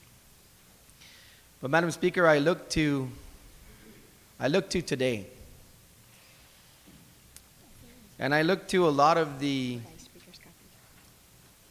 iterations, if you will, or other opportunities. I look at Benny Crawford and some of his group and others that continue to fight for creative ways to ensure what a lot of people have spoken about for many years, because as I say, a mixed bag. There's families who I've met that there's an airport runway that they know they'll never see their land.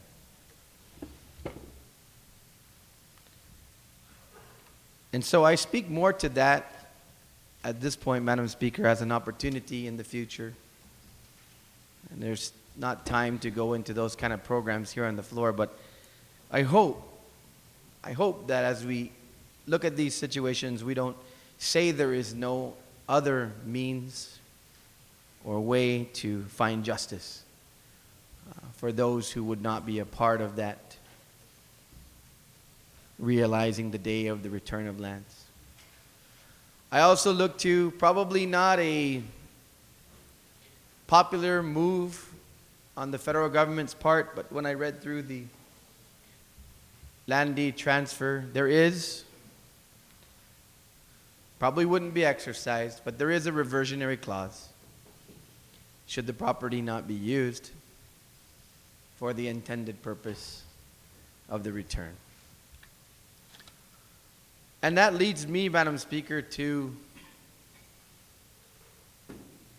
what currently exists in that facility and used to exist, and what exists in the contiguous properties. Madam Speaker, on the weekends when I go and watch kids playing football, softball, all the other facilities in the area, and I see that gym just sitting idle, it bothers me because, and I know you talked about tax credits, and we'll continue to debate that. But I really wish at the time that I had, and I've gone over MOUs, and we had one under draft form when I was a DYA director. We were working with Parks and Rec to acquire that for a youth center because we were being moved out of another area. It didn't come to fruition because we didn't realize the needed resources at the time. And so, Madam Speaker, I applaud the efforts of this bill.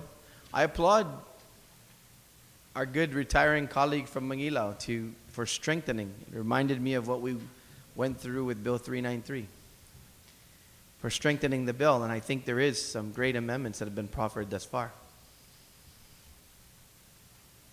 Just three more things to mention, Madam Speaker, when I see the good that can come out of these kind of opportunities. During the executive branch service that I had with a good colleague of mine, a man who's just a man of great passion and dreams, Joe Dueñas, the former director of DPR. Under his watch, the swimming pool, the 5 baseball fields, the walking path in Agatnia and the walking path in Delito, all those things happened under his watch. And you see the vibrant activity of our people out there walking and playing and the kids swimming. And it's the right thing to do. It's the right thing to do. Madam Speaker, I believe that this is a continuation of that type of process. I agree with Senator McCready when he says there's a lot of athletes. Myself, I was an athlete. And I'm glad that seems like we're competing in here to see how much we can do for our kids. Almost $900,000 released 3 months ago, $1 million to be released next week for the sports facilities in the villages under our newly created fund that can continue to enhance also even other facilities such as this. So as I close, Madam Speaker, even looking to your concern, if in the event at some point, if in the event that even that ancestral lands process goes through, I envision the family working with the current situation that exists.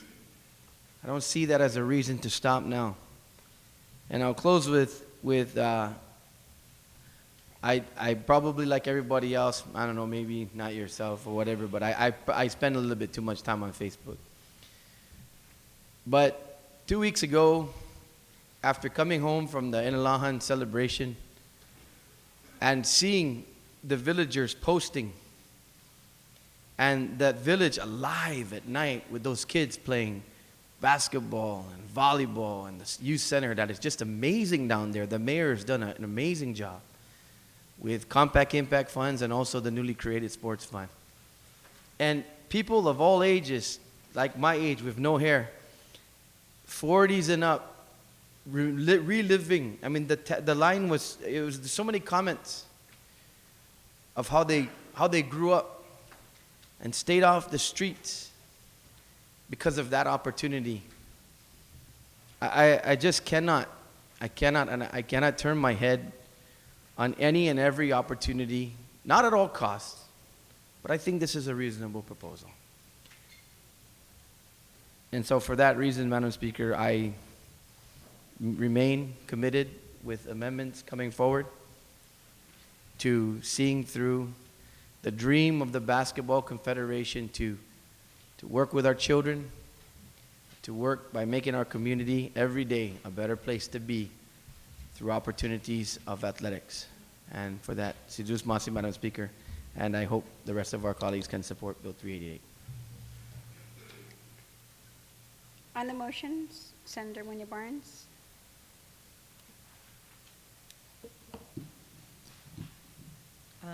Sijos Masi, Madam Speaker. Madam Speaker, I stand and rise in support of this Bill 388-32 LS as introduced by my good colleague, Senator Brent McCready, and I thank him for giving me the opportunity to be a part of this co-sponsorship. Madam Speaker, when the good senator came to me and asked me to sponsor this bill with Senator Tony Atta and Senator Tommy Morrison, I shared with him that I said, you know, I really want to support this bill, but I have a similar bill that is introduced by another colleague and me and a couple of us, and that deals with the same thing, but on a broader perspective, because it will look at all the school facilities and the gym that's there and all that. And he said, you know, Senator, we have an opportunity to work with a nonprofit organization that you're very familiar with the Guam Basketball Confederation. I know you've been an avid basketball player, and I know that you used to play in this gym. And I said, I'm not going to deny any of that. And yes, I'm very familiar with GBC. And I said, and I know that the mayor has come to us asking about this. And then he said, let's take the opportunity to look at what's there now. And you know, Madam Speaker, I did go to the gym. As a matter of fact, I went not on one occasion, I went on a couple of occasions. And besides looking at the gym and its state of disrepair, I also noted the artistic talent that a lot of our kids who hang out or stay idle because there's nothing else to do, that they had a lot of graffiti on the walls of that facility, that I know that the good legal counsel on the Republican side and a lot of our colleagues in here who play basketball, who played volleyball, who worked out in the gyms there, who really had the time and the experience back before it was given back to us, had the opportunity to play on that.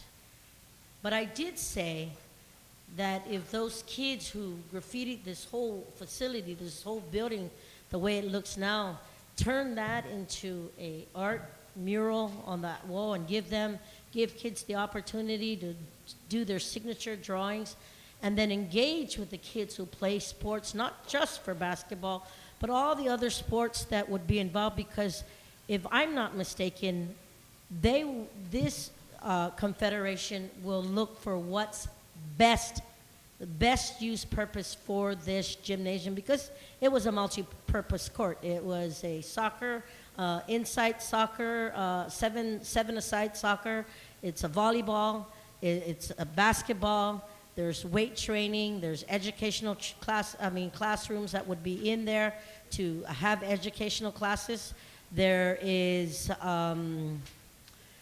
conference rooms for meetings.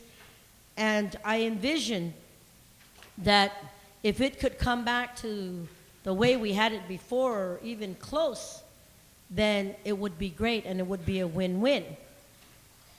And the good colleague who authored this legislation said, come on, Senator, I know where your heart is. Please consider this and please think about it. And he came to me and he said, and I know you're very familiar with this concept because you've done this in the past. And he's right. I did. When I first came into the 27th Guam Legislature, I introduced legislation in support of a true public-private partnership, bringing a nonprofit organization together with the government of Guam, with the board of directors of the Department of Parks and Recs, and made and passed into legislation to have the Paseo Stadium renovated and fixed so that it could be utilized again. And that became very successful. Madam Speaker, as we look at that today, after so many wear and tear and having to know that it needs to come back to the forefront, that is an opportunity that our committee was still looking at from the tourist perspective, because if we re-renovate and refurbish the baseball fields in Paseo, then again, we can look at the opportunity for international teams like the SK Ravens and the Yomiuri Giants coming back to the home of baseball in Paseo. And I know that in this body, we've done the tennis. We've supported Speaker Ben Pangalinan's bills for the use of tax credits for both the northern satellite and now the southern satellite that should be done soon. And for all those listening, if you look at the soccer stadium today with the nonprofit football association, you would see that time and time and time since that refurbishment, since that building of additional fields to that Harmon complex, which was carved out for soccer, that Guam has been able to shine internationally, even worldwide.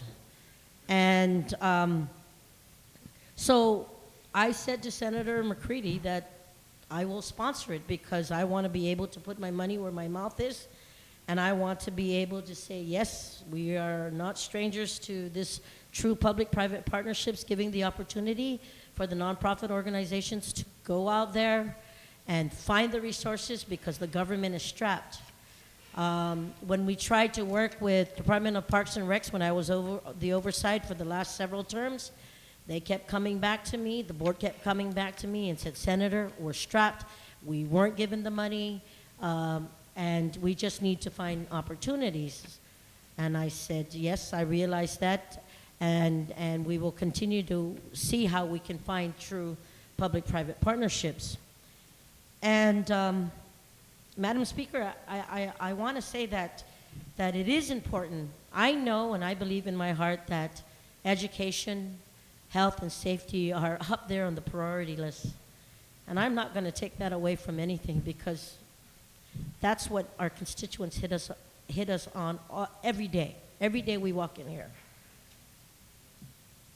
But I'd be remiss if I didn't share that the additional components and ingredients that are needed to be able to better the quality of life for our families and our communities and for every village resident that lives here on Guam, that we've got to build something for them so that they will be able to come together, whether it be basketball, whether it be baseball, whether it be soccer, whether it be tennis, whether it be volleyball. I'm going to share with our listening audience that when Guam had to host the 1999 games and we had to get ready for it, we didn't have that idea of the public-private partnerships in full course to work this creative tax credits. But had it been done back then, it would have been so much easier for us to get things ready. But even at that, Madam Speaker, I want to say that we did shine in '99. We did excellent to overcome what we did in 1976. And the people around the Pacific nations still talk about how Guam, if not one of the best, is the best that hosted the games, and we did shine in 1999. So in that effort, and in what we need to continue to do to bring families, to support family activities, to bring families together, to promote wellness, and even education and health, this bill is a good bill moving forward. I will say that based on what the provisions that call for her in here, and as far as the amount that could be tapped, I do know, and I will state that in a couple of previous bills that the nonprofit organization did a match. And I'm not going to make that amendment right now because I didn't look at all the numbers.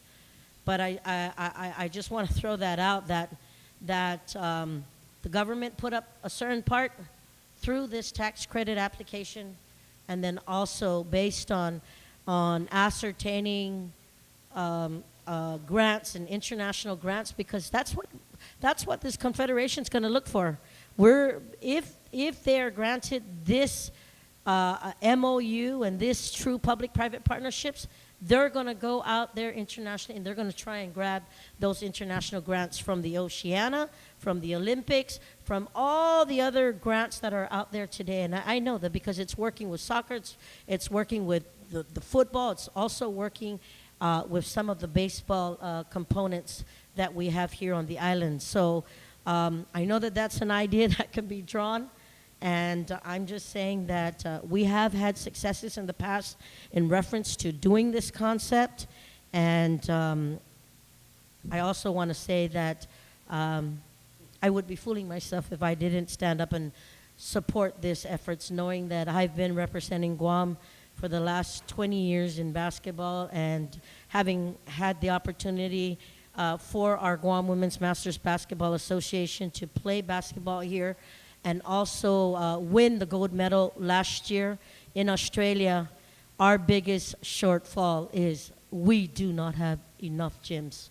We don't have enough baseball fields. We don't have enough volleyball courts. We don't have enough basketball courts. And every village is dying for a basketball court. And this is one way that the village of Barragata and their MPC and their residents came out in full support and said they would love to see this come back and see the Tejan Gym come back to where it was when they used to play and bring their families. Because back then, NAS was probably the easiest naval facility to get into, so that families could watch their children play on that basketball court.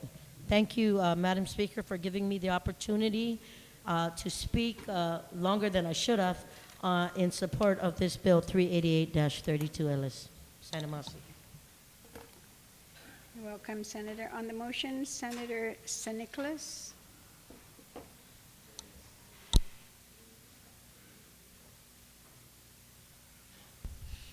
Thank you, Madam Speaker. Once upon a time, I was a basketball player. And in that dreamland that I now only see when I'm sound asleep, I actually do remember playing at the Tejan Gym. As a matter of fact, the first time I ever picked up a set of weights was in the Tejan Gym, in the weight room with all those weight machines that were donated by Mona Roberts when she closed down her facility and donated that to the Tejan Gym there. So I really liked working out and playing ball in that gym because it was one of the few gyms at the time that had clean showers, where you go in there and you actually use the facility from start to finish, and it was a great experience. I also know very well the proponents of the legislation. Tony Thompson was my basketball coach. I can still hear his voice even in my sleep. He's an excellent coach, and there's a lot of really good people behind this effort. And I do support the intention of this bill moving forward. I do want to address some of the concerns that were brought up in your testimony, Madam Speaker, because there is merit to what you were stating regarding the ancestral lands. And I also want to bring up some changes that I would like to propose that address the question of making sure that the tax credits aren't going to be adversely impacting the budgets that have already been appropriated. You know, one of the things that we learn in basketball is it's all about fundamentals. You know, you got to box out. You have to beat the ball handler to the spot, force them to move into the corner, cut off the baseline. There's so many fundamentals that once you get those things established, even if you're not quite as athletically talented As some of the others, I was very limited. I was probably one of the slowest, and don't you dare ask me how high I can jump. But I was still able to be a pretty effective player out there, and it was because of the fundamentals. And fundamentals also apply to our legislation and the work that we do here, and how we go about making sure that money is being appropriated, allocated, and accounted for properly. And so with respect to this bill, I have no problem with the tax credits being issued. I just want to make sure that when those tax credits are redeemed, that they aren't going to harm education, health, or public safety. We don't want $250,000 going to fix this gym and then wiping out the $250,000 that we would have given to the police department in a bill we just discussed earlier today for their police cars. You know, so one of the amendments I would like to proffer has already been circulated, and it would add a new Section 5 for use of tax credits, and it states, notwithstanding any other provision of law, rule, or regulation to the contrary, no revenue fund shortfall relative to Public Law 32-181, which is our budget law that we just passed, Chapter 1, Section 2, caused by the redemption of any tax credits authorized by this Act, shall be offset against any of the budget items outlined in Chapter 2, Education, Chapter 3, Health, and Chapter 5, Section 1, subsections M, N, Q, W, and AA. M is GPD, N is DOC, Q is DYA, W is Customs and Quarantine, and AA is the Guam Fire Department. So basically what this amendment will do is the tax credits can be redeemed. The administration will just be limited in applying those tax credits to education, health, or those public safety agencies. So we're only going to be having $250,000 redeemed every year, which I think is very reasonable, but we're just not going to allow that $250,000 to be redeemed against the hospital, or to be redeemed against DOE, or to be redeemed against GPD, DOC, DYA, Customs, or the Guam Fire Department. We do have an $827 million budget. $250,000 can be found elsewhere besides education, health, and public safety to be applied, for the credits to be applied. Now, the way I envision this working is that the company that redeems the credits can redeem them against whatever tax it's redeeming it for, particularly in the case of this bill, the gross receipts tax. The limitation that this amendment will provide is you cannot pull those gross receipts taxes out of education, out of health, or out of public safety. So everywhere else is we can make adjustments there, or if the GRT projections are coming in higher than what we anticipated, you can use that to offset that there. But this, I think, would be a very fair way for us to allow this to move forward, allow those tax credits to go ahead and be redeemed, but just make sure that the priorities that we set, the fundamentals that we need to attend to here in this body of education, health, and public safety are not adversely impacted by the redemption of these tax credits. So I would like to proffer that amendment as a new Section 5 to this bill, Madam Speaker. On the amendments, Senator McCready. Thank you, Madam Speaker, and I thank the proffer of the amendment. There's nobody in here that advocates for the agencies that he just mentioned, most especially the public safety agencies. This legislation is not taking away from any one of those agencies. We're actually giving those agencies an opportunity to see a condensed number of crimes or better students through education through activities. So we're going to have to agree to disagree on that, and that we're taking. So I respectfully object, and I call for the vote, please. Vice Speaker, on the amendment. Madam Speaker, thank you very much.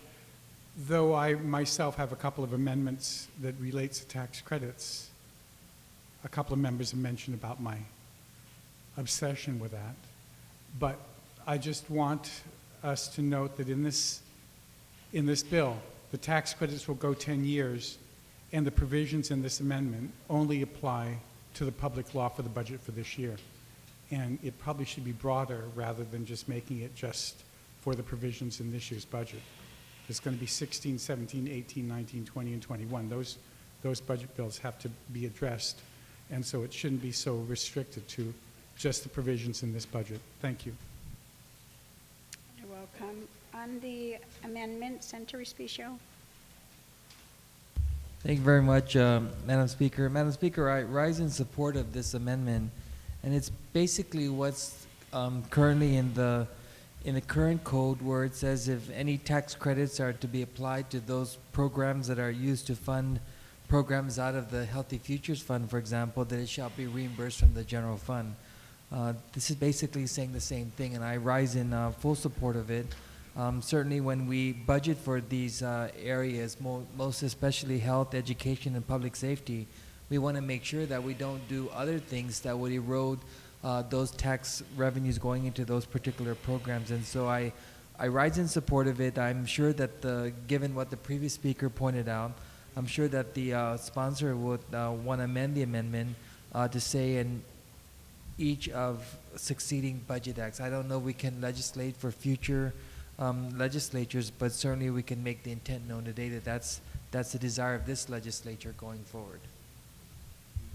You can say each Public Law 32-181 and each succeeding annual budget acts thereafter, and then let the following legislature decide if they want to keep that or delete that or amend that.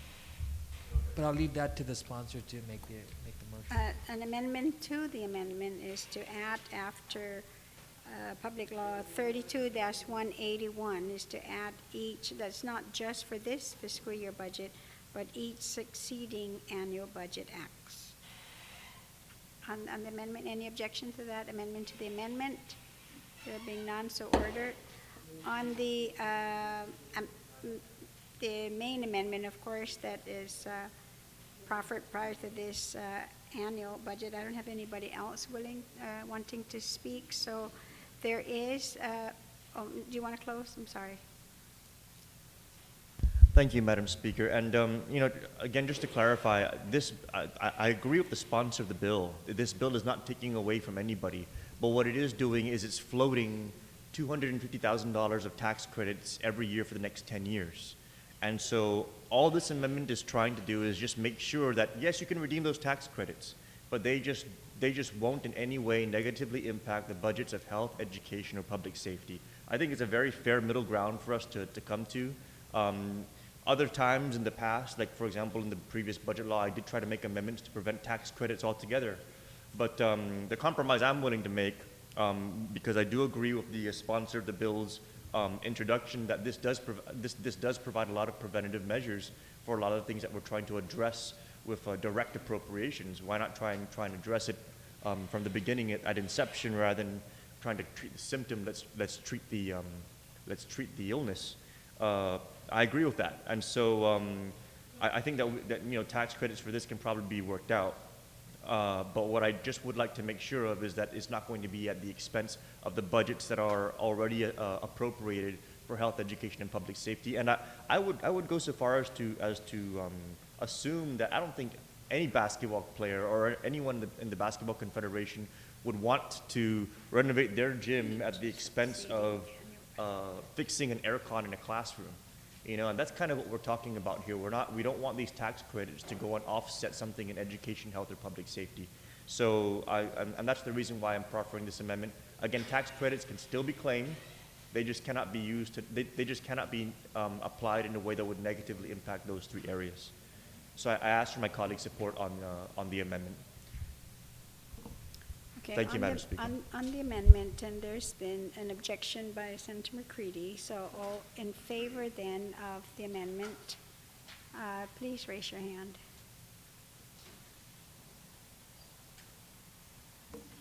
The amendment failed.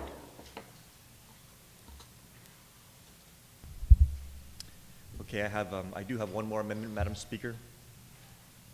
And that is, it would add a new Section 5 again. This is with respect to what you talked about with regards to the ancestral lands and the reconciling of those properties. The whole working out of that, it's going to require a whole process. In the meantime, what this bill is intending to do is improve the facility that's already there. So technically, we're going to be adding value to the ancestral land that is potentially in question. And while we're waiting for this issue to reconcile the ownership of the ancestral property and the return of those lands, at least we're adding value to the property rather than having a building falling apart on that very same piece of property. So I would like to add a new section 5 that reads, nothing in this act shall prevent the return of ancestral lands upon such time that such ownership is fully reconciled. And that's my amendment to add a new section 5. So in the event that there is closure to this whole ancestral land question, nothing in this act shall be construed to prevent the return of that property. I believe that that amendment is in writing and has been circulated.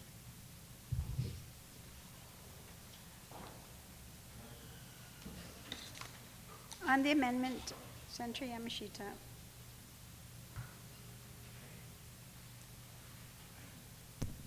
Thank you very much, Madam Speaker. Madam Speaker, I support this amendment. It keeps doors open as needed for opportunities. What I do ask, though, Madam Speaker, and you would know better than I would, is, should this really be Section 3 on page 6, line 22, and then move section, and then Section 3 becomes 4, and 4 becomes 5? We're just thinking of the construction of Bill. Yes, Thank you. you are correct. And legal counsel then will make sure that it is placed in the right section. So on the amendment, no objections, so ordered. On the main motion, Vice Speaker. Thank you very much, Madam Speaker. Madam Speaker, I fully support the intent of this legislation. Though I, like one other colleague in this legislature, was a 10-year-old that weighed 150 pounds and was always the last person selected for a team, and sometimes even it had to be by the insistence of the teacher. So I was never an athlete. But when I became the family court judge, I realized how important sports was to keep our young people out of trouble. So the intent of this is laudatory. Madam Speaker, when I prepared the committee report on this, I unfortunately did not have the Department of Interior transfer document that was provided to us today. And I asked the colleagues to please refer to page 6 of 12, and I'll read it into the record so that the listening audience can understand my concern. And I hate to be the wet towel at 5:20 in the afternoon after we spent 2 hours on this bill. The grantee is hereby informed and does acknowledge presence of buildings, facilities, and equipment on the property with asbestos-containing materials. The grantee covenants and agrees on behalf of it, its successors, and assigns that in its use and occupancy of the property, it will comply with all federal and territorial laws relating to asbestos, and that grantor assumes no liability for damages for personal injury, illness, disability, or death to the grantee, its successors or assigns, or to any other person, including members of the general public, arising from or incident to the purchase, transportation, removal, handling, use, disposition, or other activity causing or leading to contact of any kind whatsoever with asbestos on the property, where the grantee, its successors, or assigns have properly warned or failed properly to warn the individuals injured.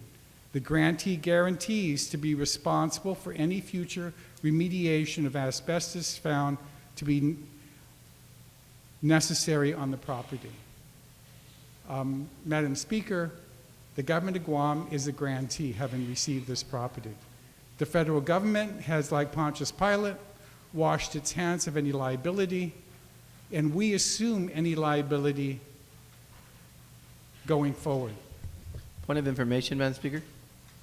And I just offer this because when I was working on the DYA transfer that didn't come about, the inspectors and GURA members had went up there and indicated that it's the flooring, which would be the tiles, and that 3 inches or more of concrete would suffice to handle this problem. So I just put that on the record so that we could cross-check that as appropriate.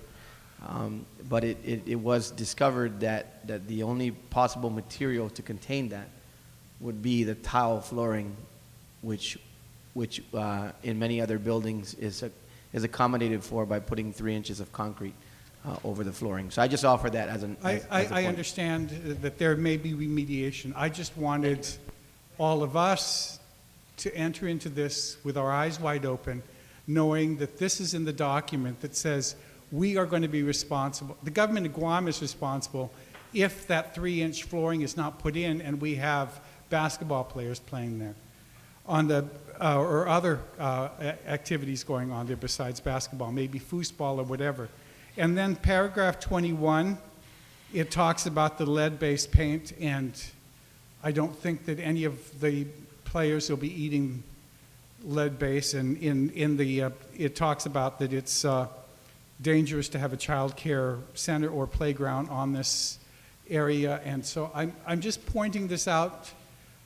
Though I support the legislation, I just want to make sure that we know going with our eyes, who's going to be responsible for any liability in the event that there's any cancers that are caused because it's not 3 inches or because it's not done, or while they're cleaning it right now. And I applaud the fact that the Federation is so gung-ho that I understand that they've been working on this in this building for several months now. And I'm now very concerned because we hold the liability for this. And then on 22, paragraph 22, it talks about radon. And so I just wanted us to understand that this is in this transfer document. And though it may have been addressed as it relates to having a 3-inch concrete flooring to cover the asbestos in the floor, I still want us to understand that we have the liability. The government of Guam has the liability as a recipient, and we agree to be responsible for any future remediation and for any liability, whether or not we fully advise everybody on the property. So again, I'm not even going to offer my 2 amendments as it relates to tax credits and the one-for-one dollar that Senator Munya Barnes mentioned because of what we did, or what Senator Ben did with the soccer field, because I think it's more important that we address this issue before we act on this bill. And I don't want to be the wet towel, as I said. I fully support this. I was very excited about it when we were having the public hearing. We reported it out as soon as we possibly could. But I have to, in good conscience and with all due diligence and responsibility, make mention of the fact that this document presented to us today is something that we have to look at very, very carefully. Thank you very much, Madam Speaker. Motion. Is there anybody else who would like to speak? Okay, there being none, the author, Senator McCready, to close. Is this closed? Okay. Well, thank you very much, Madam Speaker. And I want to just address the good Vice Speaker who did report this out in a timely fashion, and I thank him for that. I just want to address his concern. They are aware of this problem, and a letter addressed to the Guam Basketball Confederation President Tony Thompson, excuse me, and this letter was addressed to him by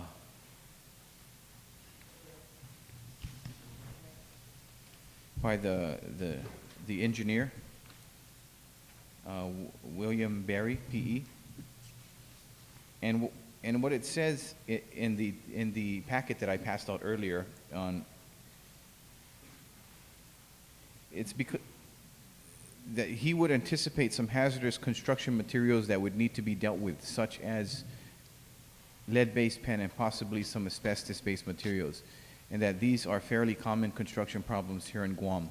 And we are all equipped and trained to handle hazardous construction materials encountered during construction economically. Once dealt with accordingly, these hazards would not be a problem for occupation of the facility going forward. So, Madam Speaker,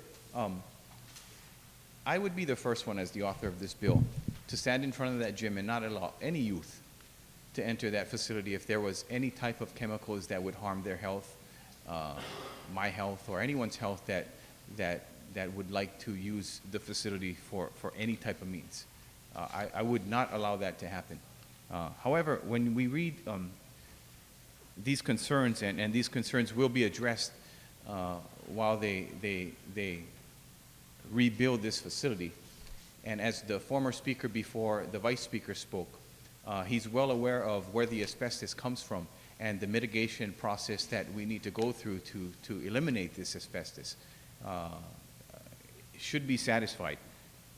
Myself and all the speakers who spoke about this problem is in jeopardy because we use that facility. There was no asbestos mitigation there when we used it, and so we're at risk as well.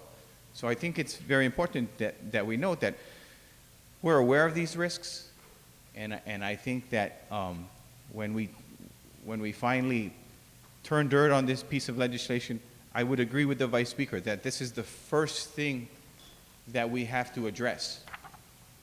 And I wouldn't want it any other way, Madam Speaker. And so I just wanted to make sure that these, and it's in the committee report, these problems and these potential problems have been addressed, and it's not something that anyone's trying to hide, or it's not something that anyone's trying to circumvent. It will be dealt with, and we will make sure that, or they will make sure that when this piece of construction or rehabilitation of this infrastructure is complete, that the asbestos and any materials that could be deemed hazardous will also be addressed and eliminated. Thank you, Madam Speaker. Madam Speaker, can I make an amendment to add some co-sponsors? I think you did earlier. Where's the bill? Yeah, you did. I don't have the original one here. I also have to make one amendment that I have to proffer for Can you have the list? for Senator Ada.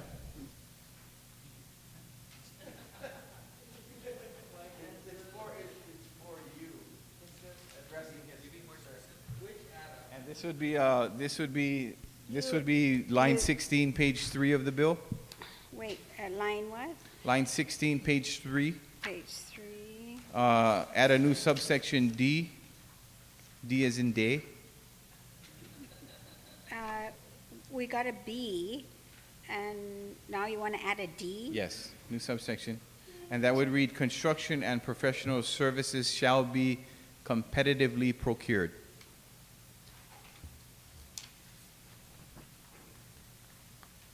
Okay, on the amendment, construction and professional services shall be competitively procured.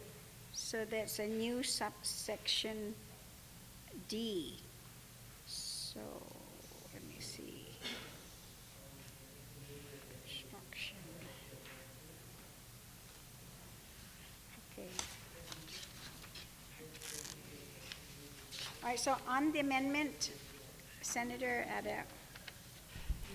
Thank you, Madam Speaker. I think we probably need to make an amendment to the amendment, and that is to read, construction and professional services and equipment shall be competitively procured. I imagine they may need to procure, a new air conditioning system,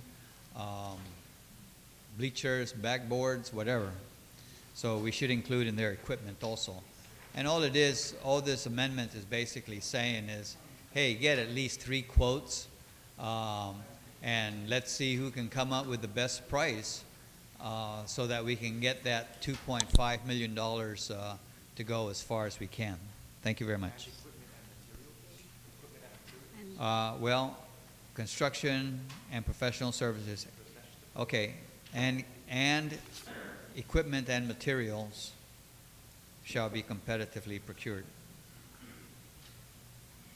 So the amendment to the amendment is after services to add equipment and materials. Is that correct? And After equipment services and materials. and equipment and materials. Yes. On that amendment to the amendment, no objections, so ordered. On the amendment that has been amended, and any objections? None, so ordered. Senator McCready, you did give us some names. One last You amendment. had, One last amendment. oh, one more amendment? Yes, I would like to add Senator Ada, Senator Okay, that's what I Respicio. was going to tell Yes. you, is that you already gave Can I- us, wait, hold on for a second. You gave us already Chris Duenas. Yes. In this order. Yes. Yamashita. Yes. Limchaco, Rodriguez, and Agun. Those are the ones that you gave us earlier. Yes. I would Okay. like to add on Okay, add on. everyone else.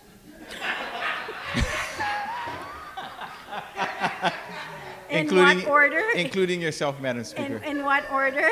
In order of seniority. And that wouldn't put me at the bottom, but that would go from No, in order of it seniority. doesn't work that way. And- It can do alphabetical. in alphabetical Senator order- San Nicolas, After, you Senator San you're right, Nicolas. and that's why I'm Yes. saying it can't be done the way you said it. Sure, because you're right. alphabetically, Yes, so alphabetically. Thank you very much, Okay, Madam Speaker. Thank you. Thank I you. saw on that amendment without any objection, so ordered. So, on the main motion, of course, and I'm sure then you're done, right, closing? So on the motion to send 388 to the third reading file without any objection, so ordered. Thank you, Madam Speaker. Before you recess for the day? No, we don't. We have Bill 299, and Oh. Senators and Nicholas have been waiting patiently for this to come out. So, please, Senators, I know you're antsy and want to go, but he's been patiently waiting on Bill 299. Senators and Nicholas, you're recognized. Thank you, Madam Speaker. I'll try and keep this as brief as I can.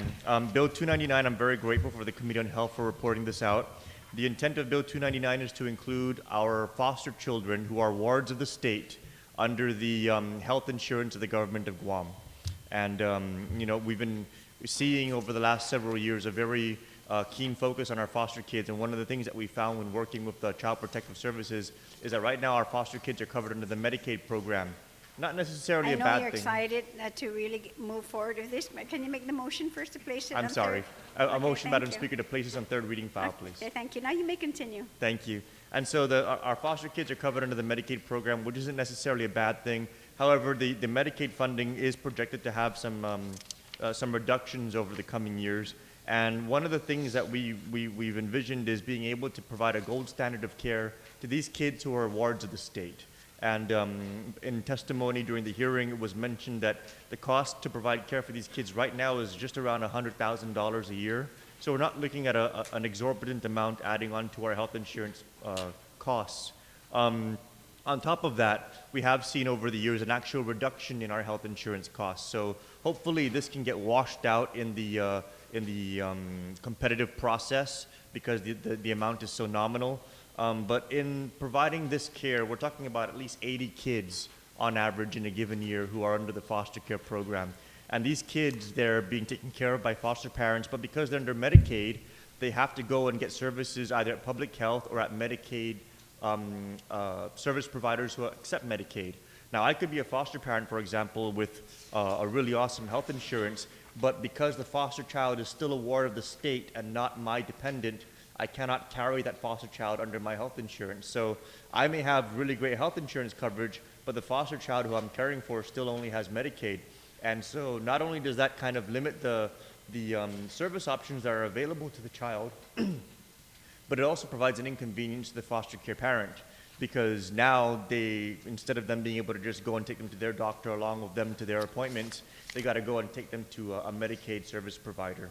So again, there hasn't been any history of substandard care to these kids, but what we are looking to do is elevate the standard of care to something that reflects the priorities of our community, and that's taking care of the children, particularly the foster children who come under the care of the state because of the fact that they're being removed from homes that are abusive, or they've lost their parents due to tragedy, or any other variety of reasons that result in a child being put into the foster care system.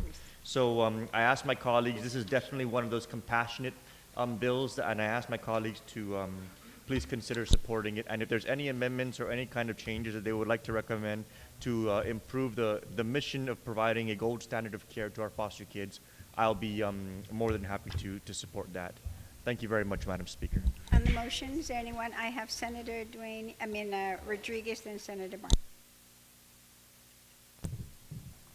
Thank you very much, Madam Speaker. Madam Speaker, I rise in full support of the intent of this measure, and I've discussed this with the mover of this legislation.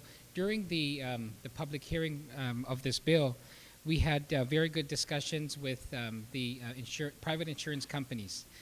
However, at that time, it was in the middle of the negotiations for the GovGuam health insurance, and so this was discussed briefly by the team as this was introduced. However, they saw this as being somewhat problematic.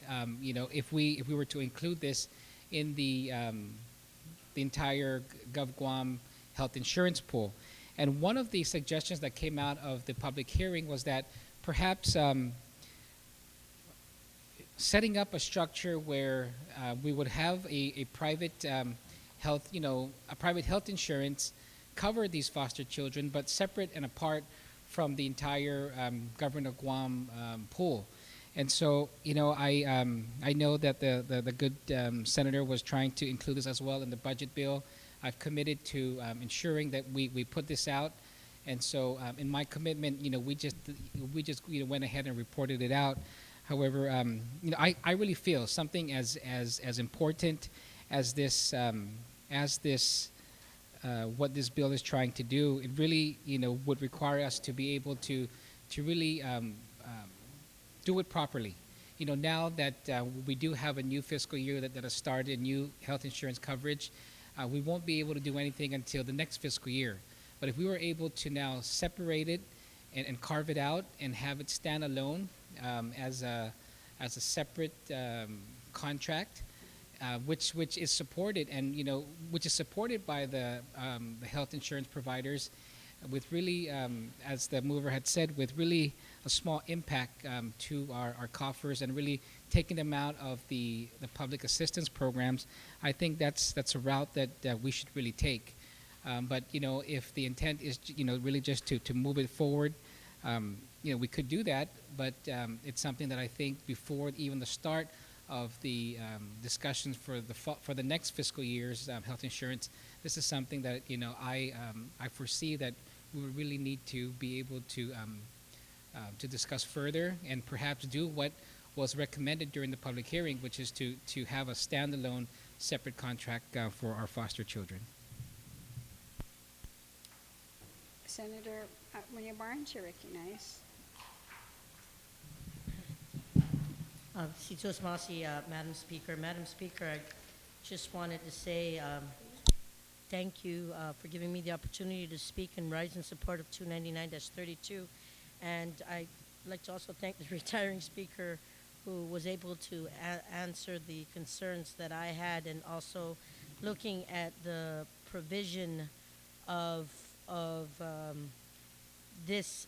Section 4, where it said that notwithstanding any other provision of this section, to the contrary, the government of Guam shall cover the full cost of the insurance coverage for the foster children, and such coverage shall require no co-payments nor deductibles for foster children insured pursuant to this section. So seeing that this provision was put in, it answers my question as to what the obligations are to the foster parents. So I just want to thank the good authors and the co-authors of this legislation, because I think it's a good thing for these foster children who really need the TLC.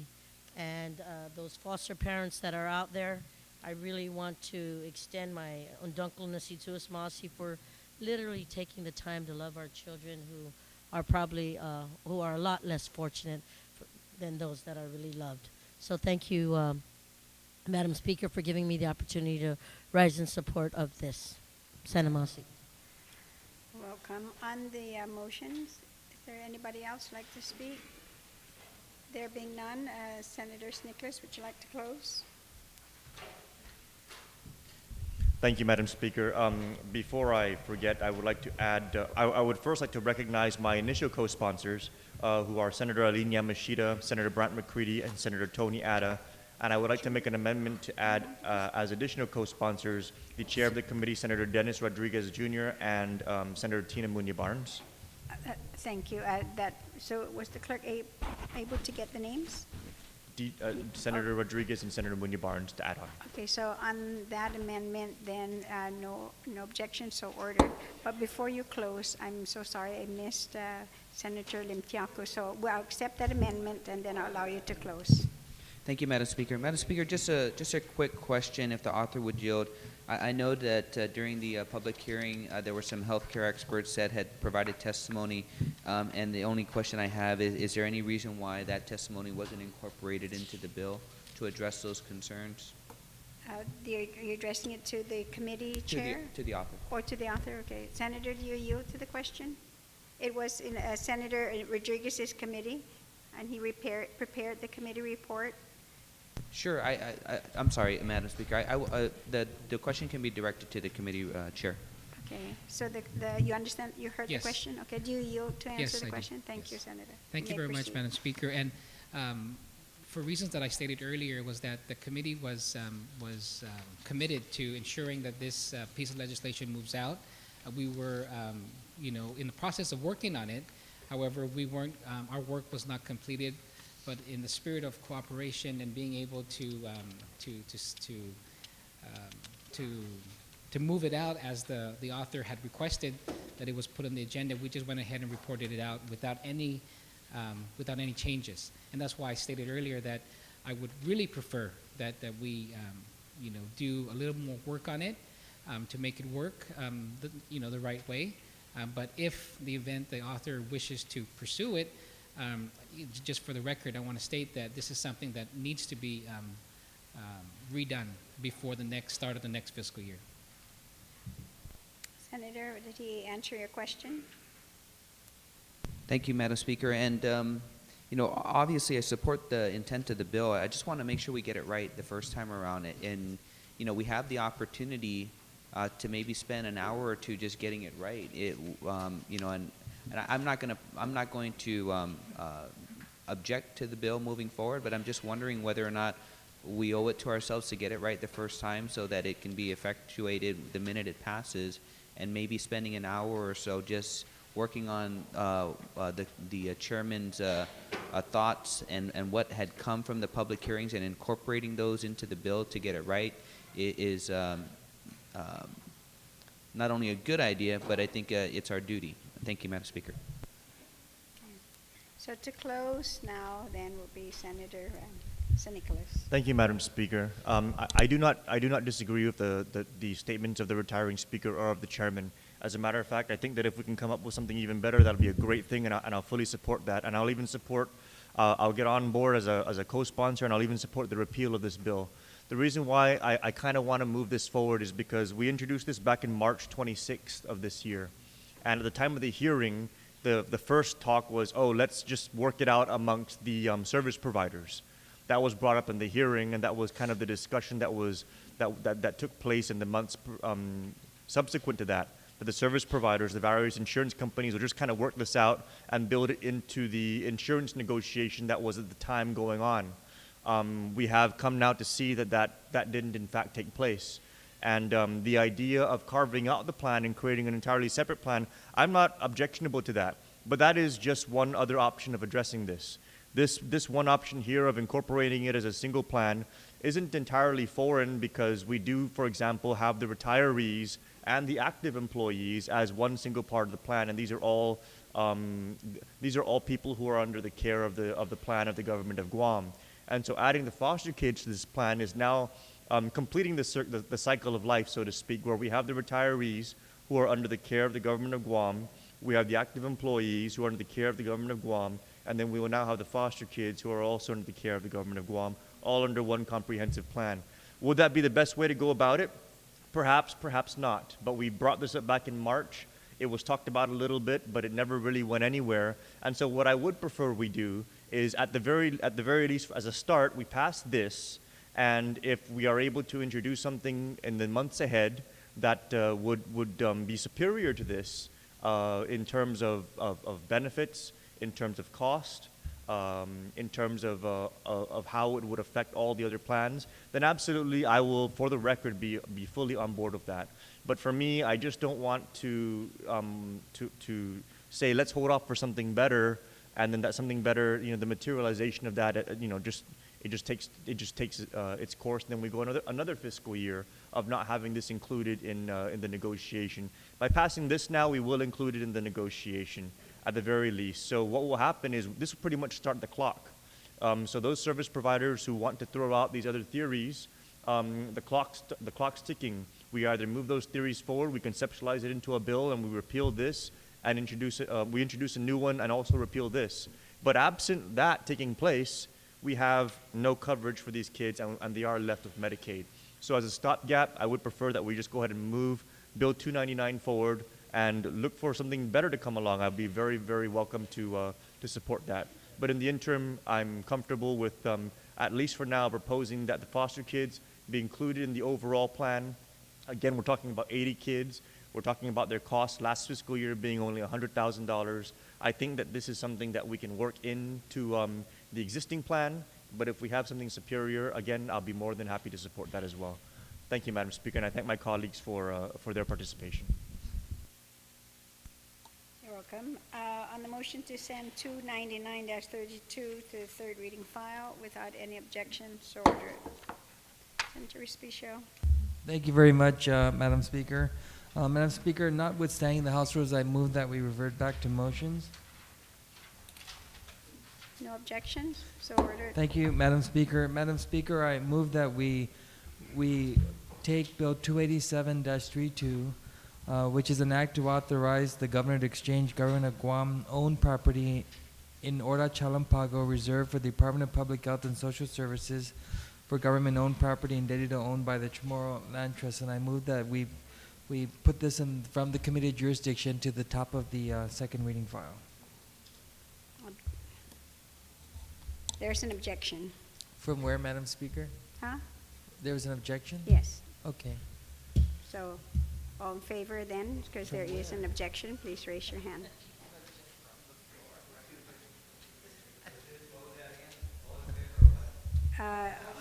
Of the motion to put it back on the agenda. The motion carries. So, Madam Speaker, again, notwithstanding the House rules, I move that we revert back to the second reading file. I think what we're going to do, since it is on the second reading, that we're going to recess until tomorrow morning at 9, and we would address Bill 287.